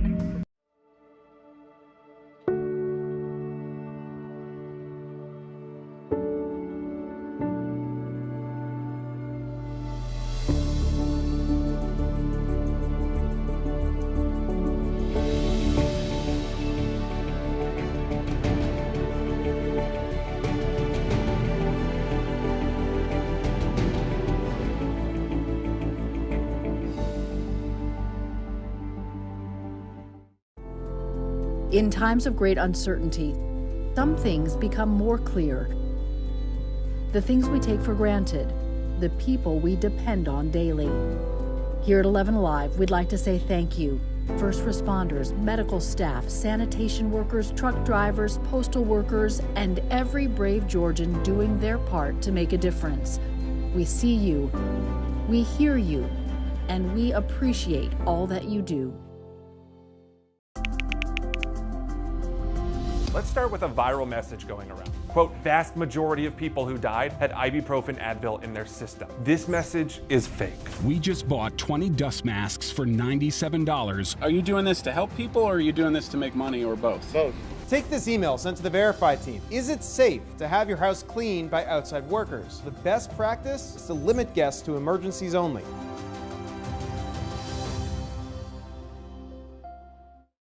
We know things are changing every day, but we're here with you. Continuous COVID-19 coverage during primetime. We're committed to giving you facts, not fear. On 11Alive News Primetime, weeknights from 8 to 11 on WATF. There are everyday actions to help prevent the spread of respiratory diseases. Wash your hands. Avoid close contact with people who are sick. Avoid touching your eyes, nose, and mouth. Stay home when you are sick. Cover your cough or sneeze. Clean and disinfect frequently touched objects with household cleaning spray. For more information, visit cdc.gov/COVID-19. This message brought to you by the National Association of Broadcasters and this station. Crowds, coronavirus, and compliance. Not everyone is keeping their distance. Now at 11, the warning from the state about a possible surge. A health system apologizes for losing COVID-19 tests. New tonight, the frustration from one patient caught in the middle. Homeowners associations coming down hard during these tough times. Only on Up Late.